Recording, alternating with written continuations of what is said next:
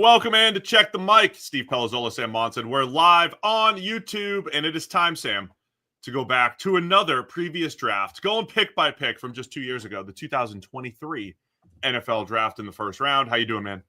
Doing good. How about you? Doing great. You're coming at us on location here.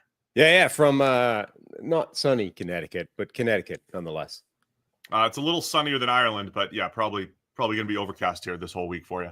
Yeah, nice. You know, in New England, I think it rained like 11 straight Saturdays or something. That's what that's the word I'm getting back from the family. So Yikes. hopefully you get a little better weather. We're going to go pick by pick through the first round of 2023 and then review our Father's Days, because I think we both had our own little adventures. So we'll do that at the end if you want to stick around. But yeah, we've been doing this. We did this for a couple other draft classes. We did last year's 2024 first round class, and we did 2022, so the 3-year review. So now a 2-year review. Back 2023, that's the Bryce Young, C.J. Stroud draft. I think it's fun, Sam, kind of rehash what was going on at the time. What were we thinking at the time? And then what a player's done to this point, and then what the outlook is for next season. Yeah, it's good. So 2022 was the obvious one because, you get that whole, you need 3 years of evidence to be able to say anything about a draft class. We're not quite there with 2023 yet, obviously, but I do think it's a fascinating draft class. Like when you look at what actually happened, I think it's a really nice one to revisit after a couple of years. Yeah, it really is. And this was, this may be the one where I was all steroided up at night and we were like, let's go pick by pick and review every pick. It was great. It was a lot of fun. So let's do that again. All right. It all starts at the top. By the way, we did this one last year after 1 year of all these players, and things have changed. So last year at this time, I'll say that a lot, when we were talking Bryce Young and C.J. Stroud, it looked like a complete, man, how could the Panthers possibly make that decision? But that's what they did. Number 1 overall, they went with Bryce Young, and it wasn't crazy at the time. Last year at this time, there was probably some revisionist history, right? How could they make the wrong pick? How could they choose Bryce Young over C.J. Stroud? And by the way, Texans fans, I'm not declaring Bryce Young overtaking C.J. Stroud in the competition here for who's the best quarterback. I have made the statement, though, the last 10, 12 games or whatever, I think Bryce Young outplayed C.J. Stroud last year. But number 1 was Bryce Young. Number 2 was C.J. Stroud. Let's start with Bryce and what we've seen so far here, Sam. Yeah, and of course, remember also, it's not just they took him number 1, but they made the trade to go get him, right? This was Chicago's pick to begin with, and then Carolina made the giant trade to go up and get their quarterback of the future at number 1 overall. So you're factoring not just, who did they pick at number 1 overall, but what did they give up to go and get him? And that, as you said, is certainly part of the analysis a year ago was sort of like, well, Bryce Young is what he is, but this is the cautionary tale for trading up to go get a quarterback. You have to give up so much that you basically can't put a team around him, because part of the trade to go get Bryce Young was giving up DJ Moore, who was, the number 1 wide receiver in Carolina. So that's part of this whole analysis as well. And then, yeah, you get the actual debate itself, which is which QB should have gone 1 overall. Again, with hindsight, we always had Bryce Young as QB1, basically pillar to post in that draft class. But it was kind of a chaotic one, right? There was Bryce Young, C.J. Stroud. There were a lot of people that had Stroud as QB1. And certainly after a year, that looked like by far the best analysis that Stroud was the best guy all along. I think primarily the people that had that were people that just didn't like the idea that a 5'10" quarterback, that's built like Bryce Young could be a number 1 overall pick type of player. It was sort of like, look, I'm willing to bend the rules a little bit now with evidence of Russell Wilson and, some of these smaller quarterbacks, but let's not take it too far, right? If we've got an alternative option, let's still go for the guy with prototypical size and, who isn't built like a twig. And let's assume that that's going to work. The one thing I think that has changed in the last 12 months is that analysis is just no longer valid. We can still debate, should you have gone Bryce Young, C.J. Stroud number 1, but that idea that you just can't play at a really high level if you're built like Bryce Young is already gone, right? Whether he'll do it or not, kind of irrelevant. But we've seen for half a season now, you can not just play at the NFL level, but you can play and you can ball out at 5'10", 180 pounds. But those criticisms looked warranted for the first year, plus the first 2 starts of last season. I remember, so we were trying to figure out, okay, what does year 1 of Bryce Young look like? What does it look like historically, both from a production standpoint for rookie quarterbacks and then just from, I thought, like a feel standpoint. Say, I thought Tua for the first couple of years felt like he didn't have a great arm, felt a little slight, felt like he just didn't have NFL tools. And then he gets the Mike McDaniel offense. He plays with extra special anticipation. They're not running RPOs left and right, and you played to Tua's skill set, and it looked better. I thought Bryce Young had elements of that where the size did feel like an issue. The arm felt like an issue. He just wasn't, looking like an NFL caliber quarterback. And then he didn't have what we loved coming out of Bama was the anticipation. And I loved his natural playmaking, whether it was in the pocket, outside the pocket. I thought he had this great feel for making plays. I think we saw very, very little of that his rookie season. And that started to come out in year 2. So last year at this time, very concerned. And in the production comps we were trying to figure out, it was like, all right, Jared Goff, his rookie season, it was limited. He didn't start playing until about week 12, but it was awful. And not just for the quarterback, right? A lot of this is situation driven. Jared Goff's situation was poor. The supporting cast, the run game, the pass game, the play calling, it was all bad. Bryce Young was in that bucket. Everything seemed off from a supporting cast standpoint and from a just him playing standpoint. We looked at Derek Carr, who I don't think looked awful as a rookie, just wasn't really productive. Matthew Stafford had some bumps. So we were going back and finding all of the people who came out of it. And, of course, there were bad rookie seasons like Blaine Gabbert and Zach Wilson and players through the years who never figured it out and just looked bad. So it's like, all right, in year 2, one of these 2 trajectories is going to happen for Bryce Young. He's either just going to be bad or, maybe he comes out of it. And then 2 weeks of the season happens and it's like, dude, this is worse. Yeah. This looks worse. He can't see the middle of the field. He's not feeling anything. He's forcing it. He looks messed up, right? Like everything's off. They bench him and he comes back and he looks completely different. And not to the tune statistically, right? How many games did we come in on a Monday morning and say, I know he threw for 150 yards, but that was a really good game by Bryce Young. So I think everything did turn around last year, and the Panthers should be optimistic heading into year 3 for Bryce Young. Yeah, I mean, let's sort of recap. He was benched basically because they had no other choice. Like, they did not want to bench Bryce Young. Certainly coming into the season, everything was optimistic. Like, this time a year ago, we were actually, we were pessimistic because it was one of the worst rookie seasons we've seen from a quarterback, but optimistic because everything around him had gotten better. They'd brought in Dave Canales, who had this track record of improving quarterbacks. The offensive line was the one thing that had actually come together already. The wide receiver core was theoretically upgraded on paper with, Xavier Legette coming in and et cetera, et cetera. So, like, we looked at that situation and said, all right, Bryce Young was horrific as a rookie, and not many quarterbacks have come out of that kind of season as bad as it was and become good players down the line. But the situation around him is great, so we expect better from him this year. And then 2 weeks in, you're like, oh, no, this is even worse. Like, he's done. Like, he can't play. They have to sit him down. He played his way to the bench. And when they benched him, it wasn't like, well, let's this is the pathway to rescue him. It was like, we just don't have another choice. At this point, he's probably not going to work out, right? Like the idea that he would be benched, rejuvenate, bounce back later in the season like that. I mean, it was always within the range of possible outcomes, but it wasn't a likely thing. It was like, he's probably done already as an NFL quarterback. And then later in the season, he comes back in and immediately just looks different. It was like he had been reset by the time on the sideline, clicked into gear, and almost everything was good from that point on. And some of it was very, very good.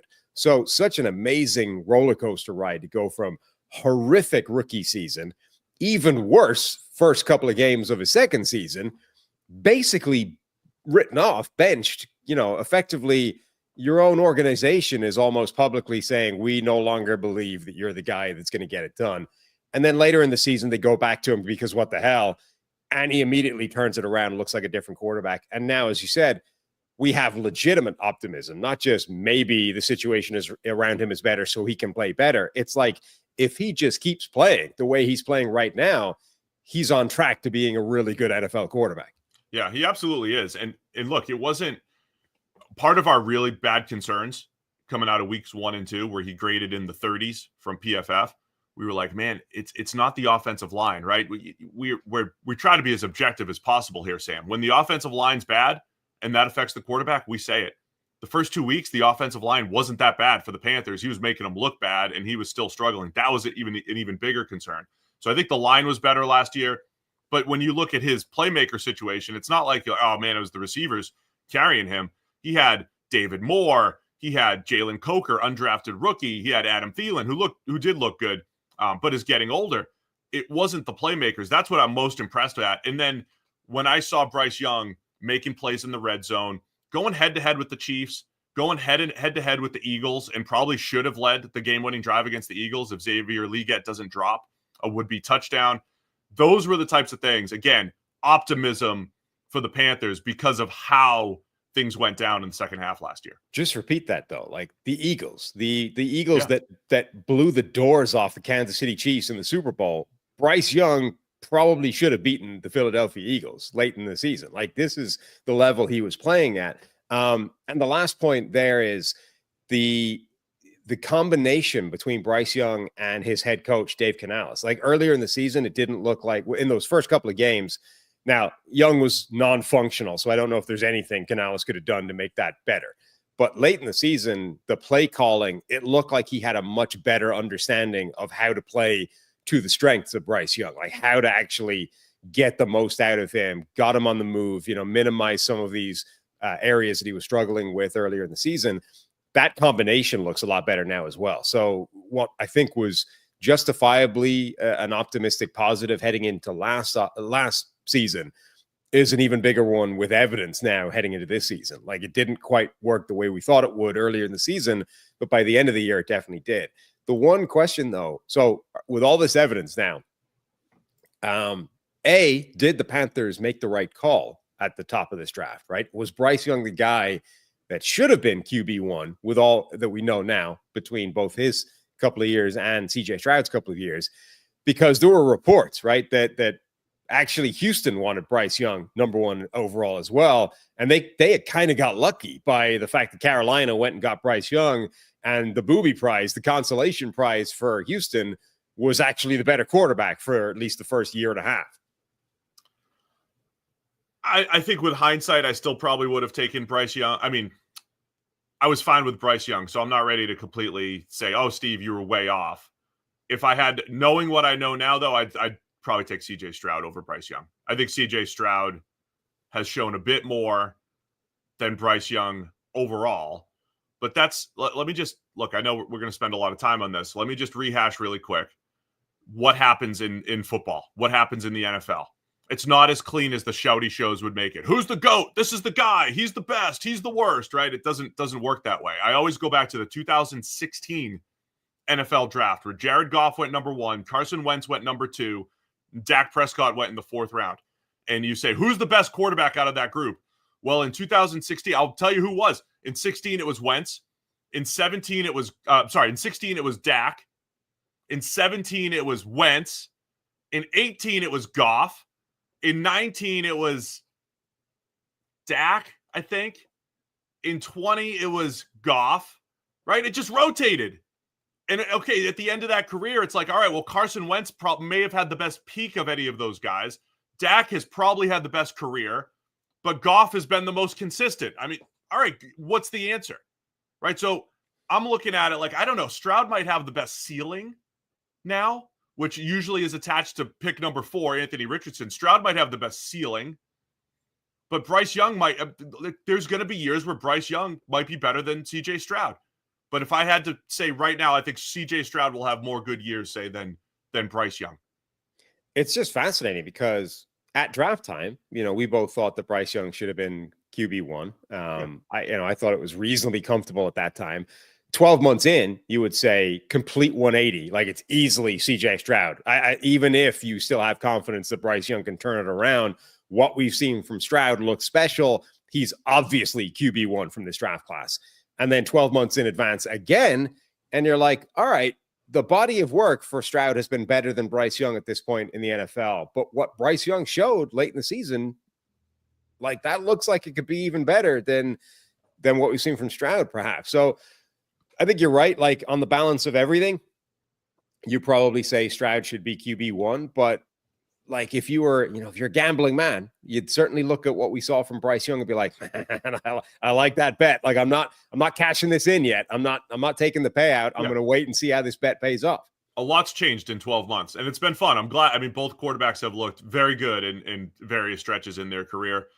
Let's talk about C.J. Stroud at number 2, because the Texans started to make some moves here. They take C.J. Stroud, and then craziness happens after that. But they go with Stroud, and after his rookie season, it was one of the better rookie seasons that we've seen in the last decade, 10 to 15 years, up there with the RG3 seasons. Now, what Jaden Daniels a year later probably tops it, but C.J. Stroud, Baker Mayfield, Russell Wilson, RG3, name your favorite rookie quarterback season of this generation, and C.J. Stroud was up there.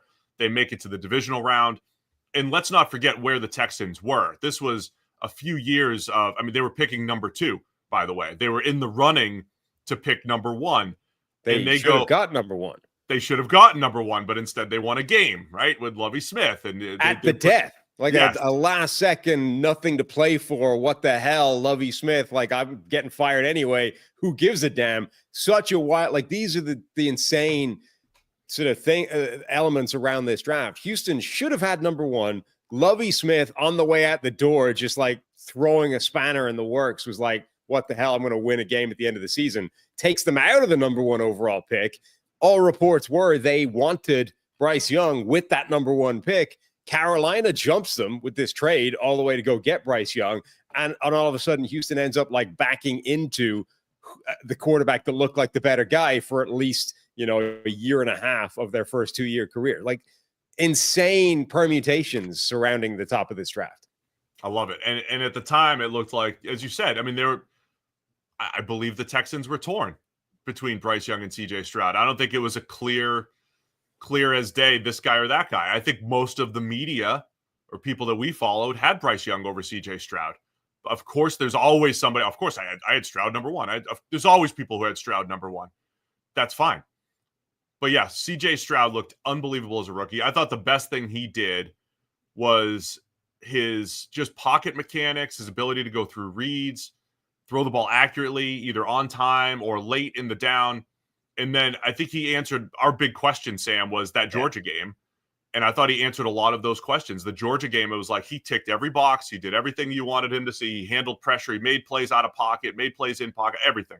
And he did a lot of that as a rookie. The playmaking feel that he showed, that I thought that I loved in Bryce Young, C.J. Stroud was the one doing that as a rookie. And then in year 2, disappointing. The offensive line has issues. Stroud has inconsistency issues as well. And certainly you're not feeling as good about Stroud's play in year 2. Bobby Slowick gets fired. The offensive coordinator, offensive line coach gets fired. So now we're heading into year 3 with a new system, a fresh group of playmakers. I'm expecting a bounce back, but yeah, it certainly was a disappointing sophomore campaign for Stroud after that really good rookie season.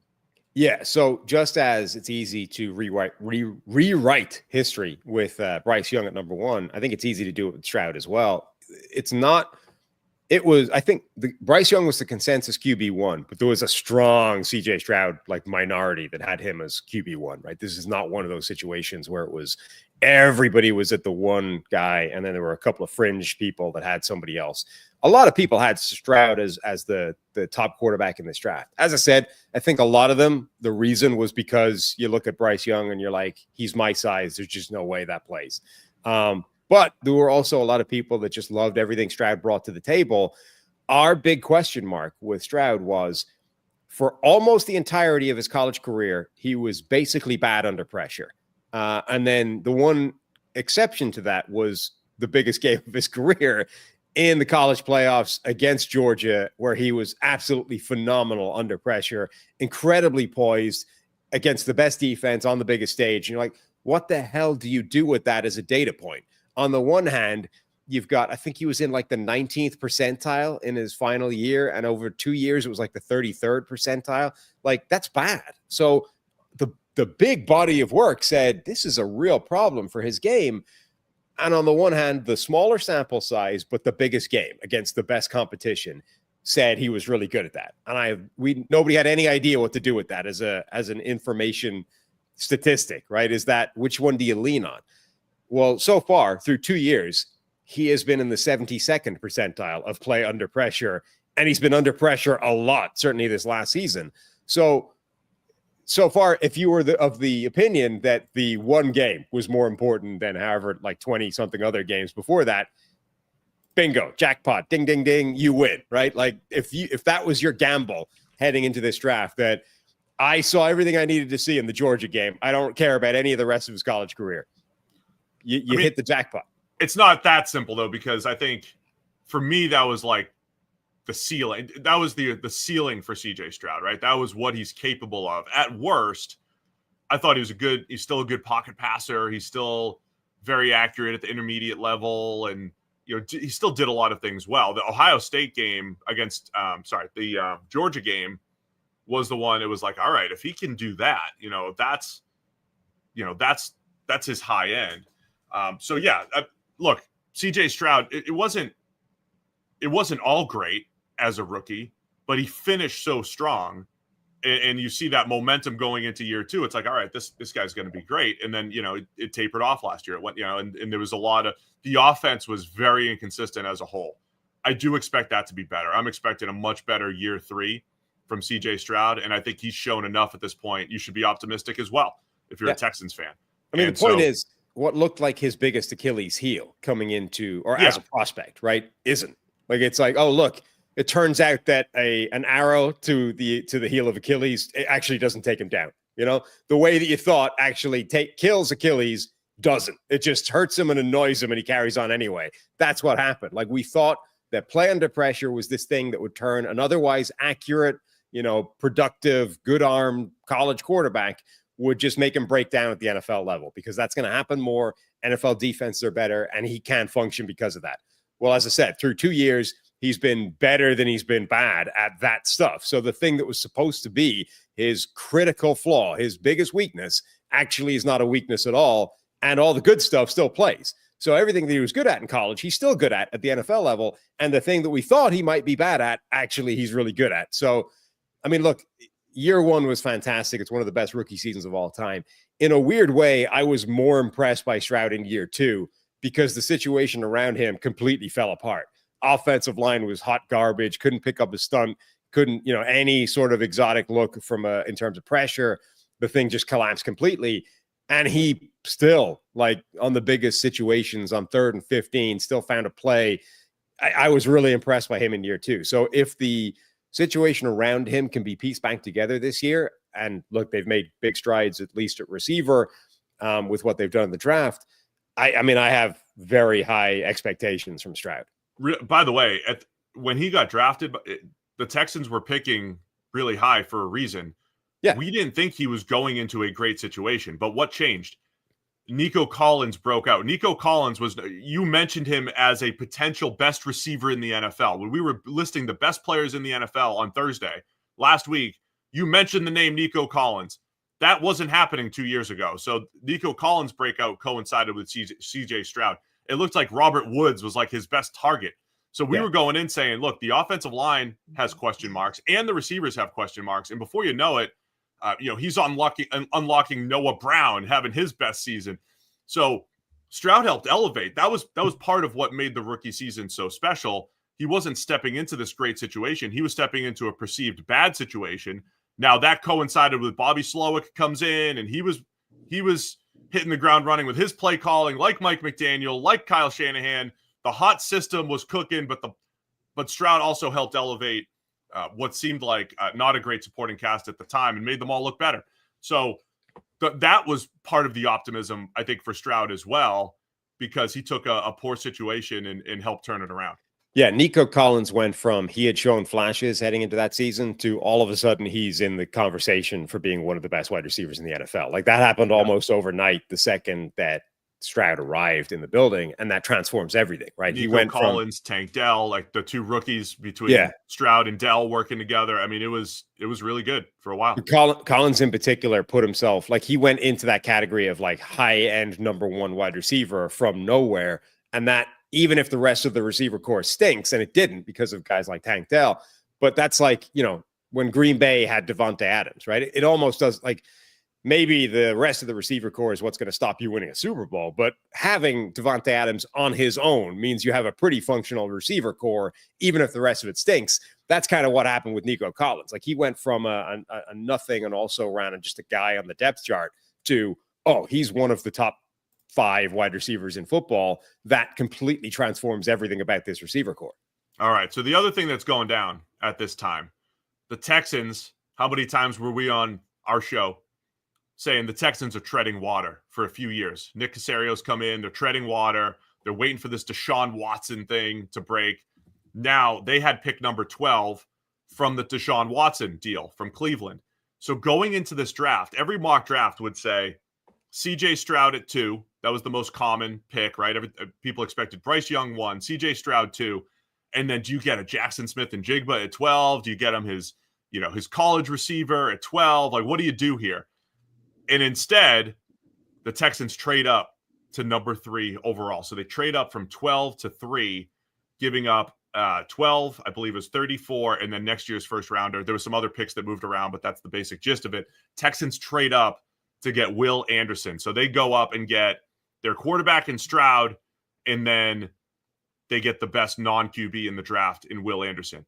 And look, what were you thinking at the time? I'm going to give you my honest assessment because I was given an honest assessment at the time, and I'm going to let you know what's happened after 2 years here for the Texans. Yeah, I mean, I think both of our assessments was similar. I think it felt like they got greedy, right? They got their quarterback, and they didn't want to leave this draft without getting the apple of their eye on defense, who was seen as the best defensive player in this draft, Will Anderson. So they were like, no, we're gonna do the thing that is, suboptimal from a mathematical, big data roster construction standpoint. We're gonna trade future assets. We're gonna trade up in the first round for a defensive player. Like, generally speaking, trading up for anything other than a quarterback is, bad process or suboptimal mathematical probability, that kind of stuff in the draft.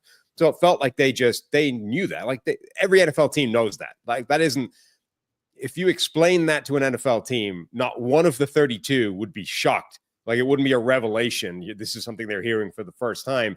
All of them know that you shouldn't really trade up for a non-quarterback in the draft. It's not going to work out your way most of the time. But they're able to convince themselves this guy's an exception. Like, they're able to talk themselves into it time after time. So it felt like that's what happened, right? They took their quarterback, and then they talked themselves into the suboptimal approach, the low percentage payoff, because they got fixated on Will Anderson and they just refused to not take him, not get him. All right, so the Cardinals were the ones who made the move. We'll talk about them in a second. But the Texans come up and get Will Anderson. I hated a lot of the other analysis at the time, because it was like, oh, that's the trade up for the quarterback. It's like, no, they had the right. The way we had always analyzed trades, even the Bryce Young trade. Look, if you're going to give up a haul, do it for a quarterback, right? Just because we know they're so tough to get, it's worth the price if they hit. It's rarely worth the price for a non-quarterback. But let's say, has it been worth the price? My criticism at the time was not on Will Anderson. I love Will Anderson. He was the best non-quarterback in the draft. I thought it was crazy talk that some people were trying to compare him to Tyree Wilson, who went number 7. Crazy, wild, awful talk. And it was. And Will Anderson has been, I didn't think he was the best non-quarterback. I thought him and Jalen Carter, the very clear best non-QBs. But Carter had other issues. There's a reason why he fell to 9. But from an on-field perspective, I think it's pretty clear they're the best 2 non-quarterbacks in this draft. That has not changed. But the problem is 3 for the price of 1, essentially. What would you have gotten at 12, at 34, and then next year's first rounder? And at the time, next year's first rounder, we're like, man, the Texans aren't even that good. Yeah. that might be a top 10. That's Marvin Harrison Jr. So we're trying to concoct these scenarios. We knew Marvin Harrison Jr. was coming out a year from now. And we said, wait, you might give up 12 and 34 and Marvin Harrison next year or whoever else you get in the top 5. So the Texans kind of bet on themselves.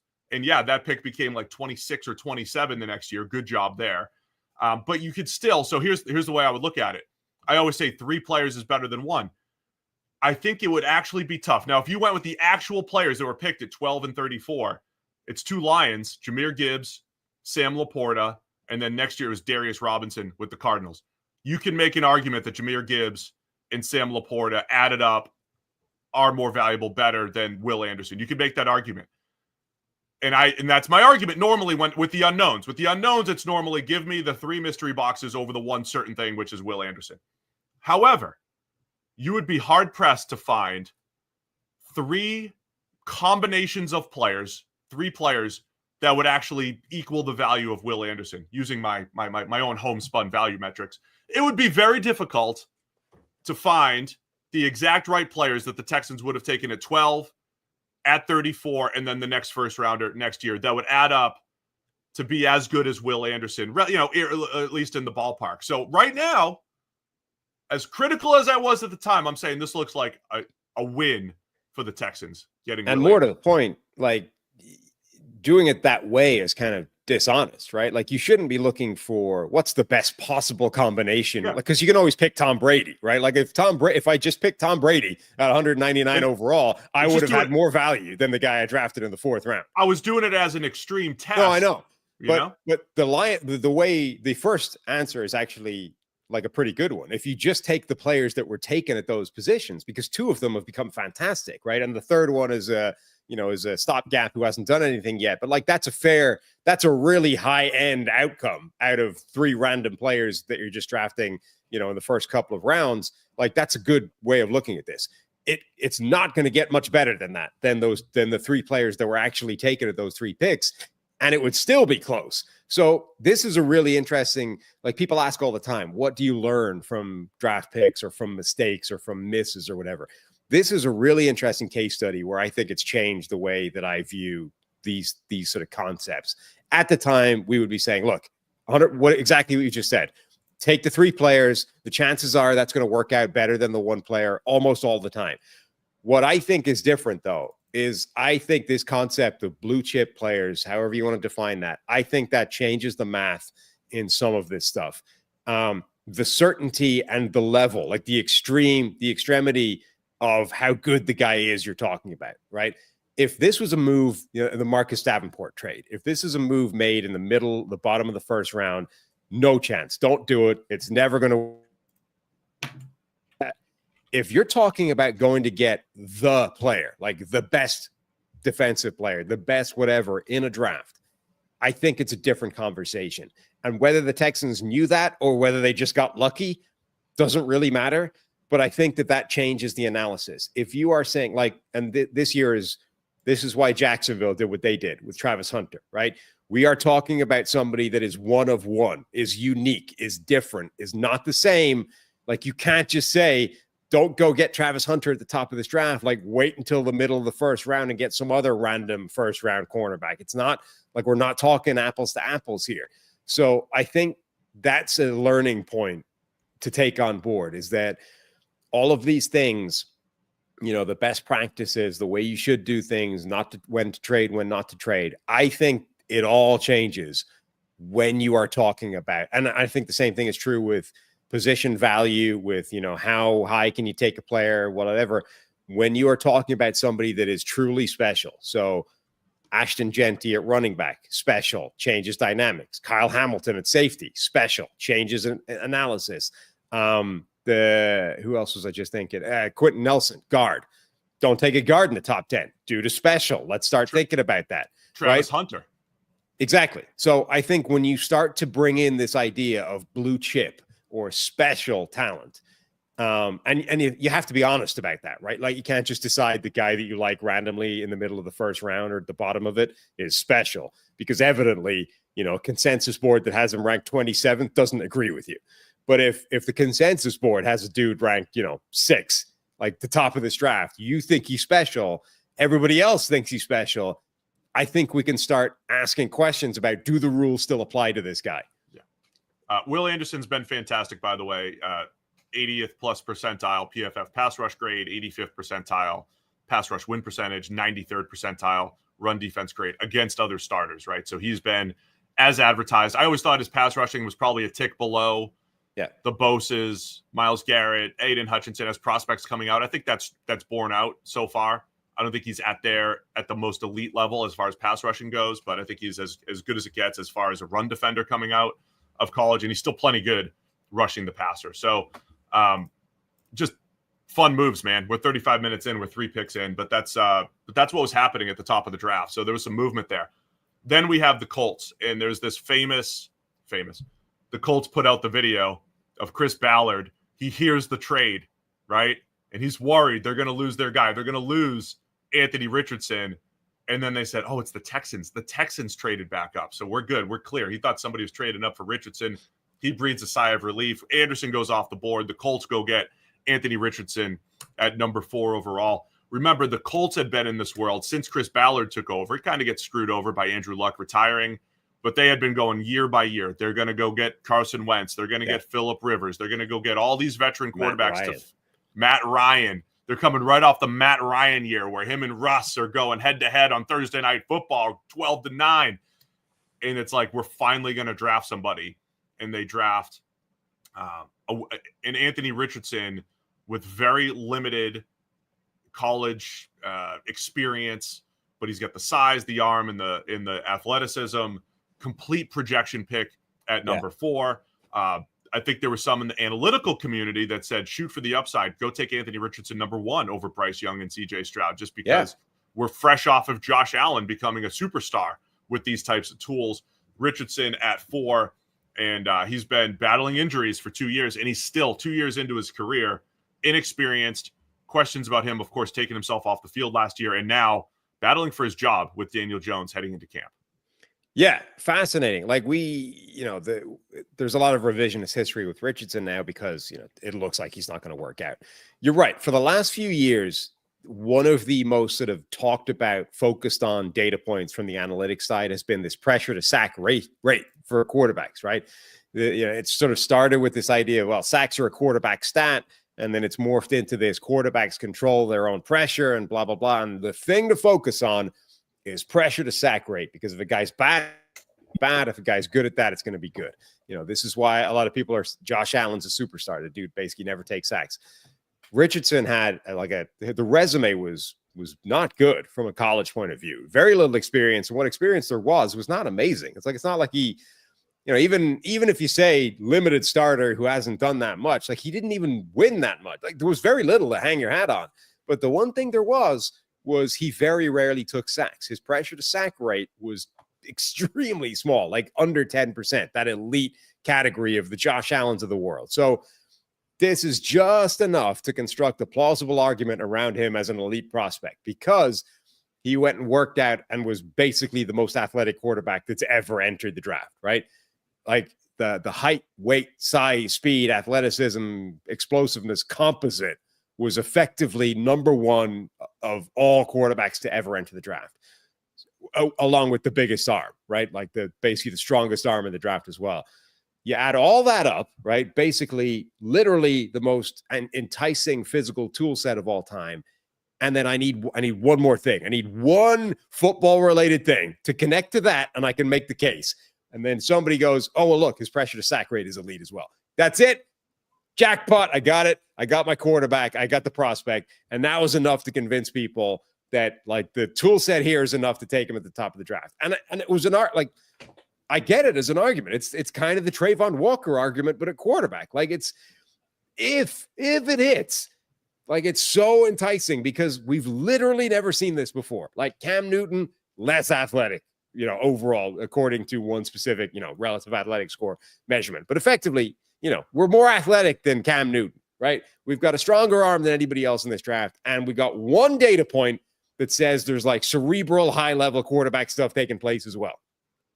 I viewed it a little differently. I'm certainly never going to use one data point, and I think it's ironic that the people who work with big data often lean on one or two data points, but that's a different story.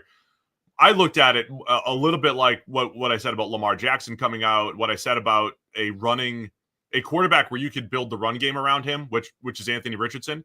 Now we come to find out every time he takes a hit, we're worried about him coming off the field. Yeah. Now that's an issue. And that goes back to the point I've been hammering for the last decade plus on this show. Durability is not about your size and stature. It's about your play style. And some people are just more injury prone. I don't like Bryce Young looks more durable than Anthony Richardson right now. Go figure.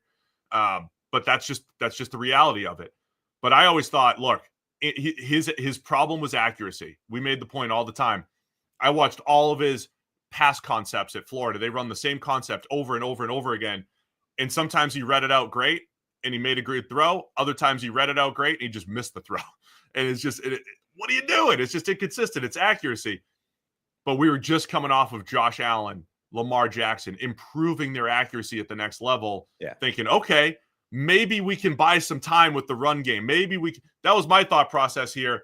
And then, I was shocked. Look, I'm a Florida fan, man. I'm watching a lot of Florida games. I was shocked when I heard his name talked about in the top 10. I'm like, he's not ready yet, but I get it, right? I get it. Like, what's the alternative? Why not swing for the fences? To this point, though, what have we seen from Richardson? Durability issues. He has started and finished 4 games in a row one time in his career. He's started 4 games in a row from what I've seen twice. He didn't finish the 4th game. Started and finished at least 4 games in a row one time in his 2-year career for various reasons. Got benched in the middle, but also about 4 or 5 different injuries. And he's had stretches. He had a stretch in the second half after the benching, much like Bryce Young, where he looked pretty good. He's had stretches of play where he's looked good. He's had stretches of play where he's made key plays with his legs, thrown the ball down the field at a high level. I know the completion percentage is awful. He had this stat line that looked like it was from 1950, where you're completing 48% of your passes at like 19 per completion. I get it. I'm not ready to write him off completely. I think he's going to be a fascinating second chance opportunity that I would absolutely take, just because he hasn't played a lot of football. Like his entire career, he has fewer dropbacks than Bo Nix's college career. I mean, that's just where we are right now. So still an unknown for me, but yeah, it's looking like Daniel Jones is going to give him a run for his money as far as this year goes. Well, that's the thing. So durability has been a huge concern for him, and the accuracy hasn't gotten any better. Like, those are the two things that are right now crippling him as a quarterback prospect and leading him to be in a direct competition with Daniel Jones, where Daniel Jones currently has the leg up because Anthony Richardson is injured again. And we're not even at the season. We're not even in mini camps, and Anthony Richardson or training camp, and Anthony Richardson is already hurt. Currently hurt. He's currently hurt right now in June. Handing the advantage to Daniel Jones in this quarterback competition. So, like, on the one hand, you're like, well, also the other big issue is the accuracy hasn't gotten any better. The problem with that is, like, at this point in Josh Allen's career, in terms of starts, Josh Allen's accuracy was garbage as well. Like, we're basically still in his rookie season in terms of numbers, like actual snaps played or games played. At this point in Josh Allen's career, he was still pretty inaccurate. Now, that got dramatically better, and it was at a higher baseline anyway. Like, he didn't start as bad as Anthony Richardson did. But if we were looking at that and saying, well, we've just got this recent track record of inaccurate quarterbacks getting more accurate in the NFL level, Allen at this point in his career was still a work in progress in terms of number of games started, but it was at the end of year 1. Whereas Anthony Richardson is now at the end of year 2, and we've barely seen him play because he keeps getting hurt. So that's a real problem for him. But I do think my issue with him, I was kind of bought into this idea of, again, what did you learn from previous draft class?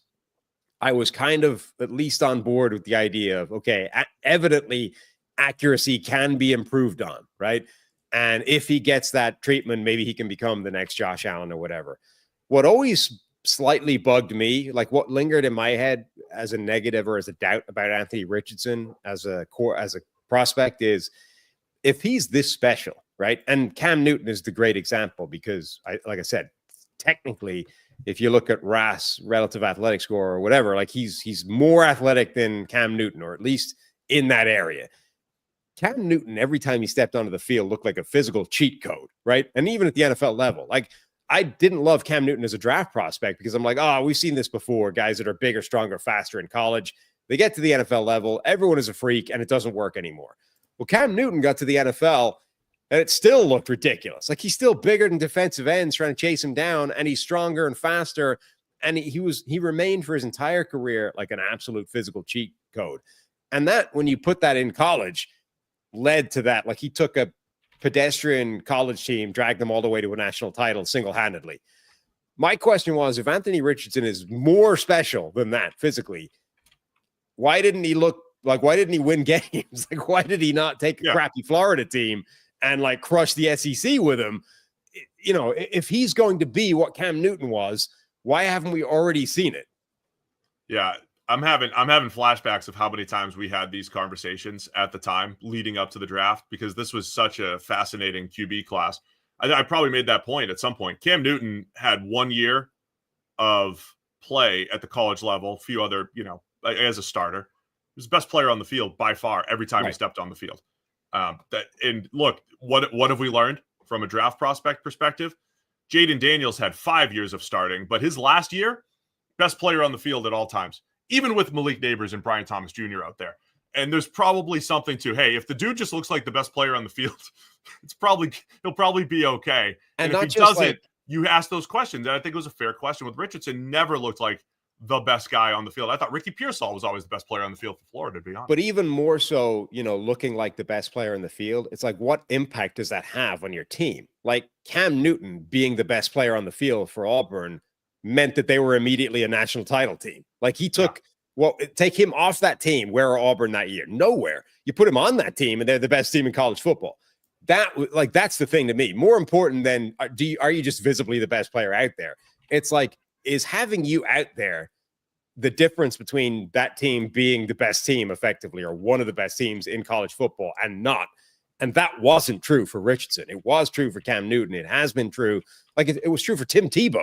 Like, it's been true for other quote unquote elite college players. It wasn't really true for Richardson. That was the thing that bugged me more than the accuracy concerns. It's like, there's visibly, we've seen that this already isn't enough.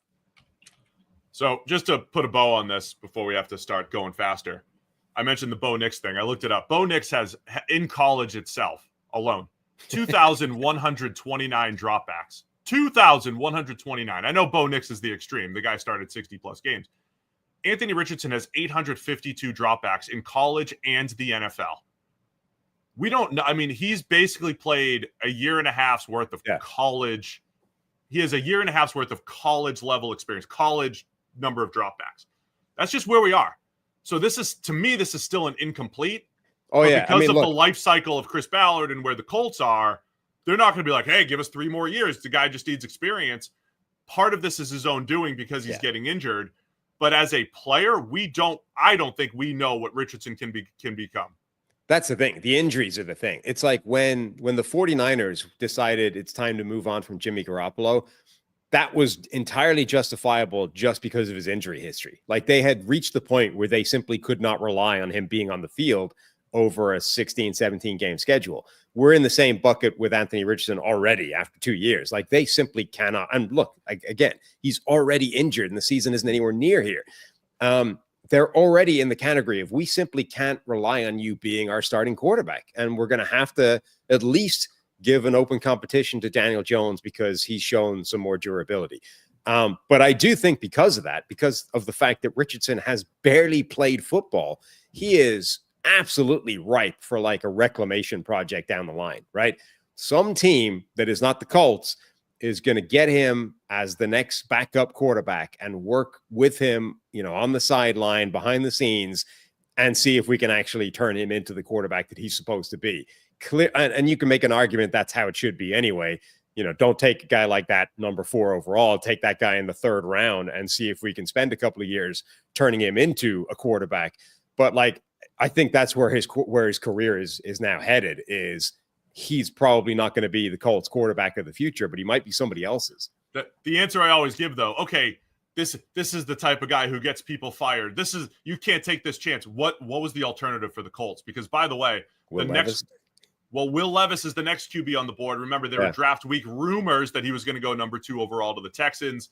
He falls into the second round. We at draft night, we were saying who's going to take Will Levis? Is it Tennessee at 11? He ends up falling to the second round to Tennessee, who did want to trade back in the first to get him, by the way. What was the alternative for Chris Ballard? Like, what's the other? Let us know in the chat what the other quarterback decision should have been. That would have been better. That would have had the Colts in a better spot here 2 years later. All right, we're 4 picks in at 50 minutes. Well done. Pace. Well done. Pick number 5, Seattle. This was the pick from Russell Wilson, the Russell Wilson trade. This should have been Denver at number 5 overall, but it was Seattle taking Devon Witherspoon, cornerback out of Illinois. As much as I said, Will Anderson, Jalen Carter, the 2 best non-QBs, this was everybody's favorite player in the draft, Sam. The way this dude flew around the field, the way he played, and he's been fantastic through 2 years for Seattle. Yeah, favorite player, and I thought best cornerback in the draft as well. So I love this pick at the time. You know, I thought he was one of those dynamic playmaking cornerbacks that just makes an impact, but also just an elite player, run defense, coverage, everything you wanted to do, man and zone. Perfect. And very not a Seattle tradition. You know, they had that cover 3 scheme for years. You know, they targeted cornerbacks that looked like Richard Sherman, right? Big, long, strong corners that play in that scheme. Witherspoon is very much not that type of player from a stylistic, measurables, thresholds point of view, but was just so good. Like, loved the pick. Thought it was a great pick for Seattle. It's been a great pick for Seattle. You know, really good one after 2 years. And you knew Pete Carroll, you know, perfect Pete Carroll guy. You knew he was going to love him. Doesn't have Pete Carroll anymore. He's got Mike McDonald, and I think McDonald has the ability to use him inside and outside. I think we're going to see another big year from Witherspoon heading into year 3. So remember, Seattle had 2 first-round picks. We'll circle back to them because they had picked 20 as well. But yeah, that was a different move for Seattle at this point to get a smaller corner than they had gotten traditionally.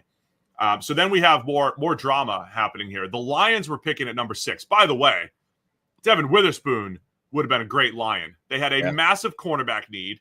Every mock draft had the Lions taking Christian Gonzalez or Witherspoon. They had him taking corners. The Lions are sitting there at 6 and they trade down. And it's the Cardinals who use the extra draft capital. They trade up to number 6. They go get Paris Johnson Jr., the offensive tackle out of Ohio State. And at the time, Arizona, remember, they started the day picking at 3. There were rumors that they were going to take Johnson at 3. And this looked like a pretty shrewd move from Arizona's perspective. They trade down, get the extra picks, and still get the tackle that they want.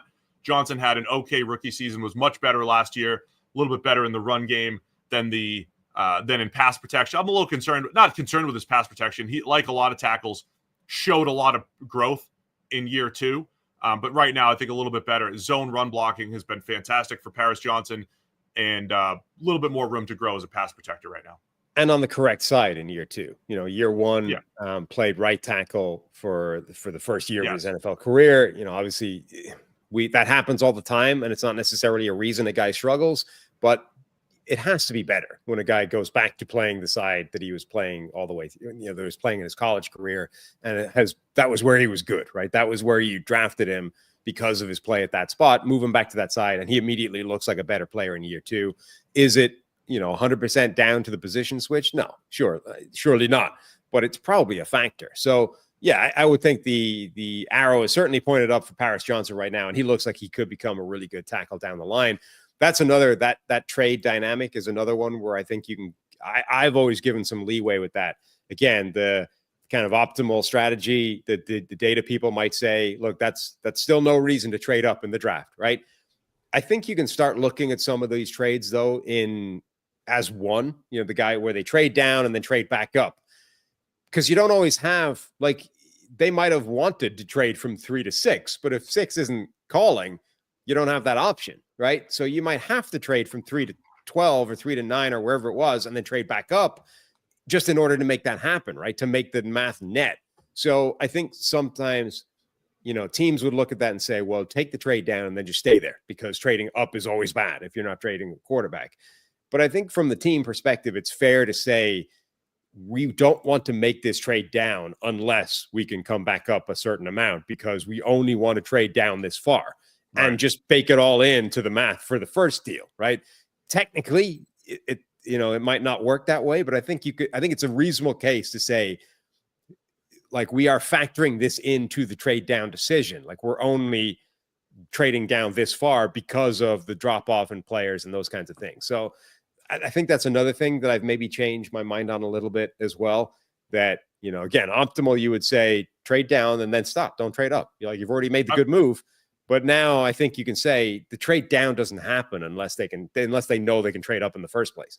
While we're talking about it, the other part of the math, and so in the Texans case, the Texans' aggressive trade up to go get Will Anderson, to me, as long as you offset that with accumulating other picks in other ways, plus it was easy for the Texans, by the way, to justify this by saying, well, we have all this extra draft capital from Deshaun Watson anyway. So when you're talking about combining trades, they might be combining this with, we actually got Will Anderson for Deshaun Watson, right? And so if you want to back it up that far, you say, well, maybe that's great. That's a huge win for us because we were going to trade him anyway. That's a free player. So my problem is the way maybe the Saints did it for years, which was never to trade down and to always trade up. I think you have issues when you just pick 5 to 6 times a year and you have years where you pick 4 times. That's the stuff that adds up to me. If you diversify your portfolio, have a few select trade ups, but most of the time you're accumulating picks, I think over time you're winning because you're taking your blue chip chances, but you're also taking your volume chances. To me, it always comes down to the diversifying the portfolio type of analogy. Yeah, I mean, I would be a little bit more restrictive on it than that because I think that way of thinking can kind of lead you into more of those, like, let's just roll the dice here. Like it would lead you into some more what you know are suboptimal decisions because you're like, it doesn't matter. As long as we accumulate some more draft picks, we can take this bad gamble, essentially. Like we can make a bad bet here because we're going to backfill somewhere else and we'll end up with the same number of picks. I think I would still want to be trying to do, the most optimal thing most of the time or all of the time. But I think there's ways of sort of fairly justifying that this is actually still, an optimal strategy type of move. Like if you simply view this as one trade deal, it's a reasonable, like it fits the data, like whoever your version in the room of Dr. Eric Eager is with the laptop and the models, who's looking at you like disapprovingly from the second row over your shoulder, I wouldn't do that. That's not what the data, like that guy is going to be, I think, reasonably appeased if you look at it as one total trade, as opposed to we're now trading, but hey, you love that move we made half an hour ago. Well, we're now trading up. Yeah. Like if you did it that way, I think your version of Dr. Eager is like, well, coming into the day, if Arizona was like, we're perfectly content taking Paris Johnson at 3, and at the end of the day, they get him at 6, and they get pick 34, and they get a first rounder next year, they're very happy. Critically, if you're saying like that's the only reason we're going to trade down. Like the only reason we got these extra picks is because we were able to stay or get up to 6 again to still get this guy, right? Like I think that's the way you have to look at it. Whereas because the alternative is, well, okay, I don't want to keep besmirching the good name of Dr. Eager, but okay, Mr. Analytics, R&D dude, you dislike this move. Well, the alternative is I'm not willing to move out of this pick to get all these extra picks that you're so in love with in the first place, right? Because the only offer on the table is taking me too far down the draft, and I'm just not willing to do that. That's the point, right? Is you have to say, in order to get this stuff that you're in love with, the extra draft picks, the things, the positive EV outcomes, I have to be able to give something back, right? I just have to be able to, it's any deal. I have to be able to concede something in order to get this. Mohall reminds me that I said that the Cards won the first round of the draft because, hey, I love the trade down. I don't know if they came good with all of the picks, but yeah. Because even at that time, I think we were seeing it in those terms, right? They were willing to take Johnson at 3 overall. Through a couple of trades, they were able to get him and extra picks. That has to be a win. By the way, Johnson's progression makes sense. This will be the first year that he's played the same position in back-to-back years. He played guard, he played right guard, then left tackle, then right tackle as a rookie, and then left tackle again last year. So this will be the first time he'll play the same position in back-to-back seasons. So expecting him to continue to progress in year 3. All right, pick 7. Tyree Wilson, edge rusher out of Texas Tech. Look, what have we seen from Tyree Wilson so far? He's long. I think he does a pretty good job rushing the passer from the interior. but make no mistake, he's been pretty good in the run game. Like, he's got some pop, some power. He has not been a good pass rusher to this point. He battled injuries as a rookie, showed signs of life in year 2, but I thought it was I was putting him in a Travon Walker type of conversation as a prospect, but the difference there was Travon Walker had the actual freak workout, and he was 21. Tyree Wilson was 23. And the argument I made at the time when people were trying to say, hey, Tyree Wilson versus Will Anderson, and Will Anderson's just not dynamic enough or this or that. Will Anderson was 21 at the time, dominating the SEC. Tyree Wilson had a year 5 breakout season at 23 years old in the Big 12. That was so when perceived upside was brought up, I'm like, no, Will Anderson's already better. He's 2 years younger. This isn't even close. And I think that's been justified to this point. I think Tyree Wilson is a throwback to the days where most of the time now, I think when teams bust or when teams miss on a guy, it's like what we're saying, like it was difficult to go back and reverse engineer what went wrong and get away from it at the time. Like, you understood what happened. It was an unavoidable thing, right? We saw the flaw just turned out to be a bigger problem, or the positive wasn't able to outweigh it, or whatever it is. Tyree Wilson, I think, is a throwback to the point where it was wrong from start to finish. Like, the analysis on him was just bad. And this used to happen all the time in drafts. Like, again, I always go back to that 98 Peyton Manning, Ryan Leaf thing, where that's become the biggest sort of hindsight is 2020 thing. But if you read analysis at the time, again, I have this ESPN magazine draft preview from 98. And there is an interview for both guys. And Peyton Manning's interview is conducted like from the Tennessee film room, where he's been locked in for the last 3 months grinding NFL tape from the second he finished college. The interview for Ryan Leaf is conducted from a hot tub, and the first few sentences describes Ryan Leaf's giant bloated gut looking like Chuck Wepner, like easing its way into this hot tub. And you're like, this is not hindsight. Like, this could not be a bigger red flag, all right? One dude is literally telling you how he's just goofed off the last 3 months going on the banquet circuit, doing not a tap of work or prep or anything, whereas the other guy has been locked in grinding NFL tape to make his transition as seamless as possible. Like, this is something we should have been able to see at the time and weigh appropriately. The Tyree Wilson thing is similar. All the red flags were there. He didn't give you the special workout. He had a late breakout. He wasn't that productive in the first place. All of the things we're saying, do not touch this guy at the top of the draft, to the point where you with your model, right? You were like working on this thing and saying, my data says this guy is like the 157th best player in this draft. And we incorrectly, as it turns out, talked you off that. We talked you down from the ledge and said, you can't do that. You can't put him there. We'll look ridiculous. But actually, like, all of us liked Tyree Wilson less than the consensus. We were all like, yes, we should pull him down, the PFF big board. And it turns out that of all of us, you, the East German judge, were the guy that had it nailed, right? You shouldn't have put him anywhere near the top 100. He just wasn't a good prospect. And for some reason, because he was, 6'6" and 275 pounds, and could run fast in a straight line, there were enough NFL people who were like, yeah, that guy's a top 10 pick all day. Yeah. Thank you. Thank you for that, for reminding us of that. It's fun to look back at it. He reminded me a little bit too, from a prospect standpoint, of Calijah Kancey, where it's like the overall body of work and the data would say no way, but you could find the plays. I mean, you find the plays where Tyree Wilson's length and he looks unbelievable. He's shown flashes of that at the NFL level. Calijah Kancey showed flashes of that at LSU with the Jags, and last year, ironically, with the Raiders, maybe his best season. But you don't take that at 7. That's my issue there. So look, where's Tyree Wilson heading into this year? I think he could still be a pretty good rotational player, continue to develop. He's another year removed from the injury. I like the idea of maybe moving him around the line of scrimmage. I don't think he doesn't have the anchor to play the run on the interior, but he can create some pass rush. I think his best pass rush work is going to be moving around a little bit and maybe, creating those mismatches. So that's where Tyree Wilson is heading into this season. Yeah, I think he's kind of like a power edge that may never actually be a particularly useful pass rusher.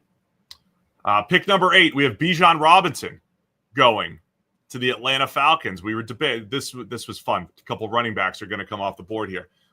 We had not seen a first-round running back in a few years now. The NFL had been leaning analytics heavy. I think that coincided with some lesser running back classes. So those two things are true. Yeah. You have a lot more analytics department saying, let's not take running backs that high. You also did not have the elite running back prospect. And for 2 years, I was saying, what happens when Bijan gets to the NFL? Is he going to offset? Is he going to change everybody? Well, he goes at number 8 overall to the Atlanta Falcons. Yeah, so one of the big debate points in this entire draft class for the whole cycle was Bijan Robinson is so special as a prospect. Does it change all the data points? Does it change all the math? Does it change all the rules for how high and essentially how high can you draft Bijan Robinson and for it still to be good? Because as we said, like the previous debate had been can you take a running back in the first round? Now the question was like, okay, he's clearly going in the first round. He's that good, but how high can you take him? It was very similar to the Ashton Genty conversation this year, I think. Like two genuinely elite prospects that are, the best running back since whoever. And the question then becomes, how high can you draft these guys? And I think as soon as you start putting them in the top 10, the debate becomes contractually, is it still positive, surplus value, right? Like you start to pay them so much in the top 10 that even if he's really good, you're not kind of winning because you're already paying him like one of the best paid players in the NFL. I think 8 was about, 7, 8 was about as high as I think you can justify doing it. So it made sense for him to go to Atlanta. The only interesting thing there is, you have Tyler Algier, who's a really good running back already. Even now, they still split the workload significantly. And it's not like Bijan Robinson has had this sort of Saquon Barkley, Derrick Henry role and or production in the last couple of years. I just want to answer while we're here a question that we get emailer Austin Putz every now and then emails us, asks us more of an analytically inclined question. Because we've cited surplus value quite a bit through the lens of what you pay a player. I think he made the point recently, well, value is what you contribute to winning, not just what you pay. I agree, completely agree. So the point here is if you were stacking, say, a PFF WAR or any other value metric, has Bijan Robinson been one of the most valuable players in the league in this draft class in a vacuum? Yes, I would say that he has, right? Because usually when you stack a value metric, you say, how well has he done something and how often? And most first round running backs get the how often. They get opportunities. So in a vacuum, the value metric looks positive. That all makes sense. PFF WAR, whatever you want to use, it looks good. The problem is when you get to the delta of the next ones, right? So if you just look at those metrics in a vacuum, you could say, well, the running back's plenty valuable. The problem is the difference between a good to great player at a position and the below average player at running back, it's really tight. Whereas at corner, at receiver, at tackle, at edge, it's really wide, right? So the value of having a high-end player at that position, when we're talking about wins and contributing to wins, that's where the value aspect also comes in, right? And long story short, can you generally get a running back? By the way, Tyler Algier was a 5th rounder who's been very productive, right? So you almost have the A/B analysis. The Falcons are giving us all the A/B analysis and everything that they do, right? Is Tyler Algier as good as Bijan Robinson? No. Could you make the argument that you're better off having Tyler Algier plus another player at edge, at corner, at tackle, whatever you want, wherever you want to put it? Yes, you can make that argument. That's the whole anti-running back argument and sentiment there. Is Bijan he's one of my favorite players in the league. I love watching him as much as any running back in the NFL. I'm just giving you the reality of what the value argument. Or even sticking at running back. Like, is Tyler Algier better than Bijan Robinson? No, but would you be better off having Tyler Algier and Bijan Robinson, or Tyler Algier and another 5th round running back who's also not as good as Bijan Robinson, but is costing a fraction of the amount? Probably. Like, the other element of the surplus value thing is in a closed system, with a salary cap, the draft represents a unique opportunity to steal value relative to these other things, right? So, yeah, like if the guy is good, obviously his WAR is going to be good. His contribution to winning is great. but the draft is a unique chance to be able to steal value relative to the salary cap. You can't do that in free agency, really, because everyone's already established. It's an open market. People are bidding. You're not going to get a guy in free agency unless a Zach Bond or whatever, but you have to get lucky effectively. You're not going to get a guy who's going to wildly outperform the money you're giving him, but because of draft capital, you can do that in the draft. So we've said this, repeatedly. Brock Purdy was literally the most valuable the most valuable contract in football because he became a good quarterback with the bottom pick of the entire draft, right? If you get a guy who plays at a really high level and you've got him, with a level that is below market value, that brings value above and beyond what he contributes to winning, right? So, like, for example, Bijan Robinson doing exactly the same as he has done for his NFL career so far would be more valuable if he had been drafted at 32 overall than he was at 8, right? Like, because of the contract stuff. So the exact same performance is more valuable the lower down the draft you take him. So that's why it's a debate of how high can you take this guy, because that is an opportunity, and an opportunity missed if you take a guy too high. And I think it's also fair to say, look, at the end of the day, everything is uncertainty. If you can, he's a blue chip prospect. Like, yeah, he's a hit. He's going to hit. Like, is he one of the best players at his position? Absolutely. Bijan Robinson is. There's a fair argument that says if you just do that, if you just always hit, you're going to be fine over time, no matter where you spend your draft capital. That's fair. But when we contrast what Bijan Robinson has done to, say, Jahmyr Gibbs, I think they've been comparable players, different players, comparable. You could make the argument that Gibbs has been better, more impactful because of the big plays. Fine. But he also went to a situation with a great offensive line. In this very draft, Detroit had 3 more picks in the top 43 and hit on all of them. And so when you have 4 picks in the top 43, whatever it was, versus just the 1 pick that Atlanta spends on the running back, it's, that doesn't feel as great. It's not going to be as impactful. And Atlanta's still sitting there having quarterback issues the last couple of years, unable to make the playoffs, whereas Gibbs has been a part of an already well-operating offense and then just added an extra dynamic weapon. I want as many dynamic weapons on my team as possible. So there's a fair argument that says just add more of those players. So, yeah, we'll see what happens with Ashton Jeanty right now, because there's going to be, right, can he carry the run game? Can he – but like 2 or 3 years from now, if everything else around him looks good, and it's like you have to account for Ashton Jeanty and Brock Bowers and Dante Thornton and this other receiver that they just drafted, then it's going to feel better as a part of the entire whole. Well, it's a fascinating – it's why no team has ever gone full Moneyball, right? Because – even the best teams in the NFL are wildly imperfect, right? Every single regime makes a bunch of mistakes every given year, but the one with the fewest mistakes effectively is going to be like a one-loss team who marches to a Super Bowl and looks dominant. So it's hard to criticize because you're like, well, that was suboptimal. Like the nerds from the bleachers are like, well, here's 5 ways you could have been even better. But the football people are looking like, well, who cares? We just won 15, 16 games and marched to a Super Bowl. So, screw your nerd math. I don't care, right? And that's the problem, is that it's easy to dismiss the mistakes because everybody's going to make mistakes. So you don't, quote unquote, need to be optimal with everything you do.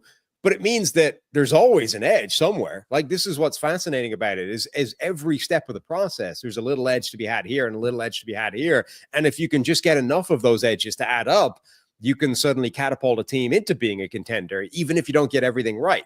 So it's what makes, picks like Bijan Robinson so fascinating. Everyone thought, I don't think there was anybody out there that looked at Bijan Robinson and said, nah, bust. He's not going to be good, right? Even the people, and there were a few of them, even the people that thought Jahmyr Gibbs was a better running back prospect or whatever, like everyone still thought Bijan Robinson would be good. The question is simply, how high can you take him and still have it make sense? All right. We're at pick 9. So all the while that this is happening, we're on Jalen Carter watch. The best player in the draft, theoretically, is dropping. So because he got arrested. I think there was a fair debate between Jalen Carter and Will Anderson, but most people had both of those guys as the 2 best players, that non-quarterbacks in this draft. Jalen Carter is dropping. So all those teams passed up on him. The Eagles are sitting there at 10. they're in the middle. They're at the tail end of all their wheeling and dealing. I think that was the Saints pick at 10, right? They gave the Saints, they just threw them a first rounder the previous year to take Trevor Penning. So the Eagles have the Saints pick this year. They have 2 picks in the first again, and they trade up 1 spot from 10 to 9 to take Jalen Carter. And he has been the best non-quarterback in this draft. Yeah, I mean, I think Jalen Carter had the best tape of any player in this draft. The question was the thing that separated him from, Will Anderson, for example, but other players as well, is he got arrested. Like there was a warrant issued for his arrest on day 1 of the combine. Like it couldn't have been more sort of high profile red flag than that. Like he's ready to go do interviews, and they literally have to wheel him away from everything and be like, dude, I could tell the story now. I think statute of limitations. I think I told it on the show at some point as well. At the scouting combine, we're going to have a 4-hour show. At the scouting combine, when we were at PFF, I'm the product manager at PFF. We meet with pretty much every team, right? How's our product? What do you like? What do you not like? What can we do better? Here's what's coming next. We have all these meetings. I was in a meeting with the Cardinals, who were sitting at pick 3. Right. They're sitting at pick 3 when this news broke. You may have texted it to me, right? Because you were doing the media stuff and I was on the team side at the time. And you texted me like Jalen Carter gets arrested, whatever happened. And I'm like, breaking news. I'm like reading breaking news with the Cardinals there. And they're just like, okay. And they were picking at 3. Every mock draft had QB, and then the Cardinals decide between Will Anderson and Jalen Carter. Pick your favorite, whichever you want. And I'm sitting there with the Cardinals, and I'm like, so what are you going to do? What do you think? And I just thought that was funny. I mean, the arrest, all the stuff that happened with Georgia, not funny whatsoever. But that's why Jalen Carter fell to this point was some of those off-field concerns. Right. And it was, what was his exact deal? It was car racing that had led to somebody's death, right? Wasn't that his thing?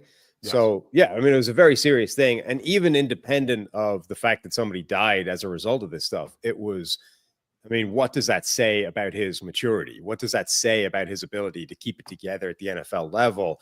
That is a classic red flag. It's not just a dude was speeding at night, right? And a lot of people do that. And sometimes it's not sometimes there's no serious outcome to that. Sometimes, it's a tragedy because there's an accident, the guy dies. But like, it's very easy to kind of talk yourself out of that being a problem. Like a lot of people have sped.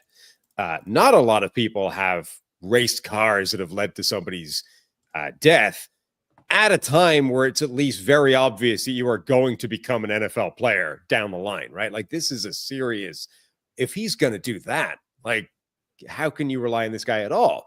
So it's the classic, like big off-field red flag for an NFL team, and is the kind of thing that will lead to a guy dropping in the draft. And it did. It led to, Jalen Carter should have been a top 5 player in this draft, and instead falls to number 9. The Eagles make the 1 spot jump to secure him. And so far, Philadelphia has been able to keep Jalen Carter completely, in control. And he has been one of the best players in this draft. So in a classic case of, well, how did Howie do it? Again, it's worked out well for them so far. Carter, to this point, he hit the ground running as a rookie, outstanding, kind of tapered off a little bit in the second half of the season, much like the Eagles did. But last year, 75 hit the ground really running. I mean, He was like, it was Aaron Donald and Jalen Carter for like a month. And then he played 599 snaps as a rookie. Year 2 plays over 1,000 snaps on the Super Bowl run, 75 total pressures, including the playoffs.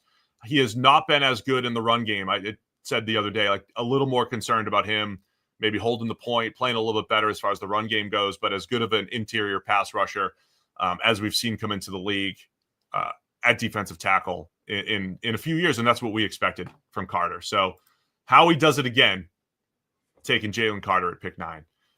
The Bears traded down from 9 to 10. This was their original first-round pick, not the after they traded the Bryce Young pick and picked up next year's first-rounder from the Panthers. And so, or was this was the Panthers pick? Sorry. Yeah. My bad. Darnell Wright, offensive tackle out of Tennessee. So the Bears, I mean, they're just in the middle of winning quite a bit, right? They've got next year's first rounder, could be number 1 overall, maybe Caleb Williams. Who knows? We'll see what happens. And they get Darnell Wright here at 10, starting right tackle. Yeah, and I think they would have plausibly been a team that could have taken Jalen Carter. Like, why would Philadelphia trade up one spot? Well, Chicago, like, they needed defensive tackles, and they ended up taking defensive tackles. So, they would have been a team that could plausibly have taken Jalen Carter and stopped that slide. So Philadelphia wants to make that happen to jump ahead of them or jump to their pick. They traded with the Bears. I know that, but like, just because they might take that player doesn't mean they're not willing to move off that player if you're offering them something to do it. No, I got it. But like that, why would you? Because you asked the question, like, why would Philadelphia move up one pick rather than just be patient for him to? Because Chicago could easily have drafted him at that spot, and with offering them something to move or off someone that else trading with Chicago to get the pick or whatever it may have been. So I think it's reasonable. They end up not taking, moving out of that pick, and they get Darnell Wright, who was, a pretty fascinating prospect because his highlight reel of blocks was like off the charts, and that's remained true at the NFL level. When that guy, gets a clean shot on a player, his strength is absurd. Like, his power and ability to move people is nuts, but the consistency wasn't there yet as a college prospect. Yeah, Darnell Wright, he's continued to get better. He was he had I mentioned at the time a very poor run blocking profile as far as he lost a lot of blocks, but he had the power. Like, scouts loved him. You saw the power. He has been an explosive, powerful run blocker. That has absolutely been the case at the NFL level. Similar projection or similar profile as Paris Johnson as far as rookie season. Year 2 was much better for Darnell Wright. So I think his trajectories looking pretty good as well. And year 2 was like the best we've seen from him as a run blocker between college and the NFL. So again, in terms of like he basically eliminated his Achilles heel in year 2. Like, he went from, that he may never be good at that to, he's good at that right now. So all of a sudden, like the baseline of expectations goes way higher because you're like, he could still be a really good pass blocker, and now he's already shown he's a really good run blocker. So now we're cooking. Pick number 11, Tennessee Titans on the clock. I think we theorized about Will Levis. Yeah. They go Peter Skoronski, offensive tackle out of Northwestern, left tackle from Northwestern, short arms. So we were wondering if they would move him to guard, and the Titans have. Interesting progression from Skoronski. He was pretty good as a rookie and didn't take that second step last year. I think in pass protection he did. I'm a little concerned with the way he's been in the run game. Like, when he's one-on-one, he's getting jacked up a little bit more than I'd expected, but still has the type of profile that a year 3-4 breakout becoming an above average starter is still in the cards, but I think he's been average to below average to this point through 2 years. Yeah, so while all this is happening, we've got heading into this draft, we thought there were 4 quarterbacks, a big 4. The 3 that have already gone, and then Will Levis is the 4th guy remaining. The Titans need a quarterback. They're the next team up. I think a lot of people thought this is where Will Levis ends up going. Turns out it ended up being true. They got him at the top of the 2nd instead of the 1st, but like, this was the spot that a lot of people thought was the floor, if you like, for Will Levis, or where the 4th quarterback would end up going. And instead they go offensive line. They go with Peter Skoronski. And then you get the interesting discussion about Skoronski himself because of the classic short arm offensive tackle, right? So effectively the Will Campbell conversation all over again. And this time the Titans kicked him inside, did not let him play left tackle, moved him inside to guard. Year 1, as you said, was like reasonable, but it was also muddy because he had an appendectomy like middle of the way through the season, lost a ton of weight, lost a ton of strength. Or not, a month into the season, something like that. So you're like, okay, the rookie season was okay, and he was dealing with this, which should mean that year 2 we get a way better version of Skoronski. And then year 2 was like, that didn't get better at all. Now that's a concern.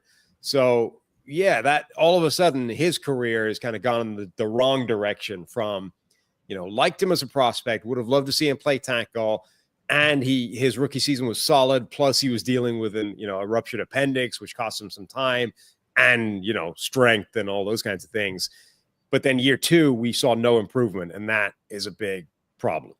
Yeah, so just something to keep an eye on with Skoronski. Was hoping for a better, trajectory there for him. Again, still not out of the cards for him to become above average, but just hasn't gotten to that point yet. The other big surprise coming up here, pick number 12. The Detroit Lions, after trading down from 6, go Jahmyr Gibbs, running back out of Alabama. Yeah, the start of the Lions having this entire draft that was like there was all tape, no analytics, if you like. You know, everyone liked the players the Lions were drafting, but everyone hated the position value of the players they were taking. They were taking running backs, tight ends, safeties, like every position that the data says are the low value picks. The Lions said, to hell with that. We're just drafting good players. And they draft, Jahmyr Gibbs.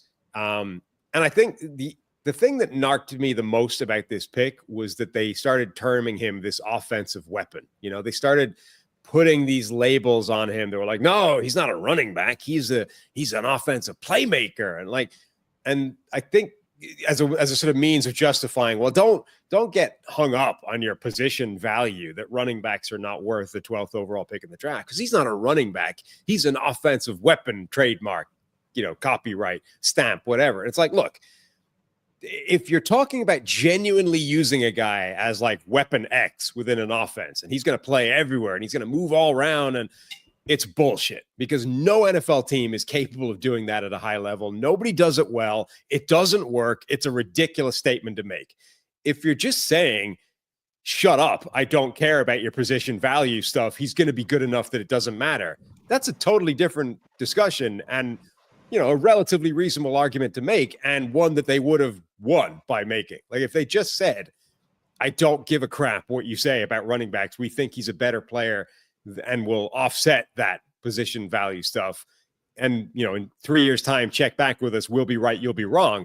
If they'd said that, they would have been correct, and it's a more reasonable argument to make. It was just annoying the way they were like, nah, he's gonna play all over. He's gonna be, because he hasn't been. He's just been a running back, and he's been a damn good one. And the running back that he has been arguably worth taking at 12 overall. Point is, they just went with a good football player and said, to hell with position value.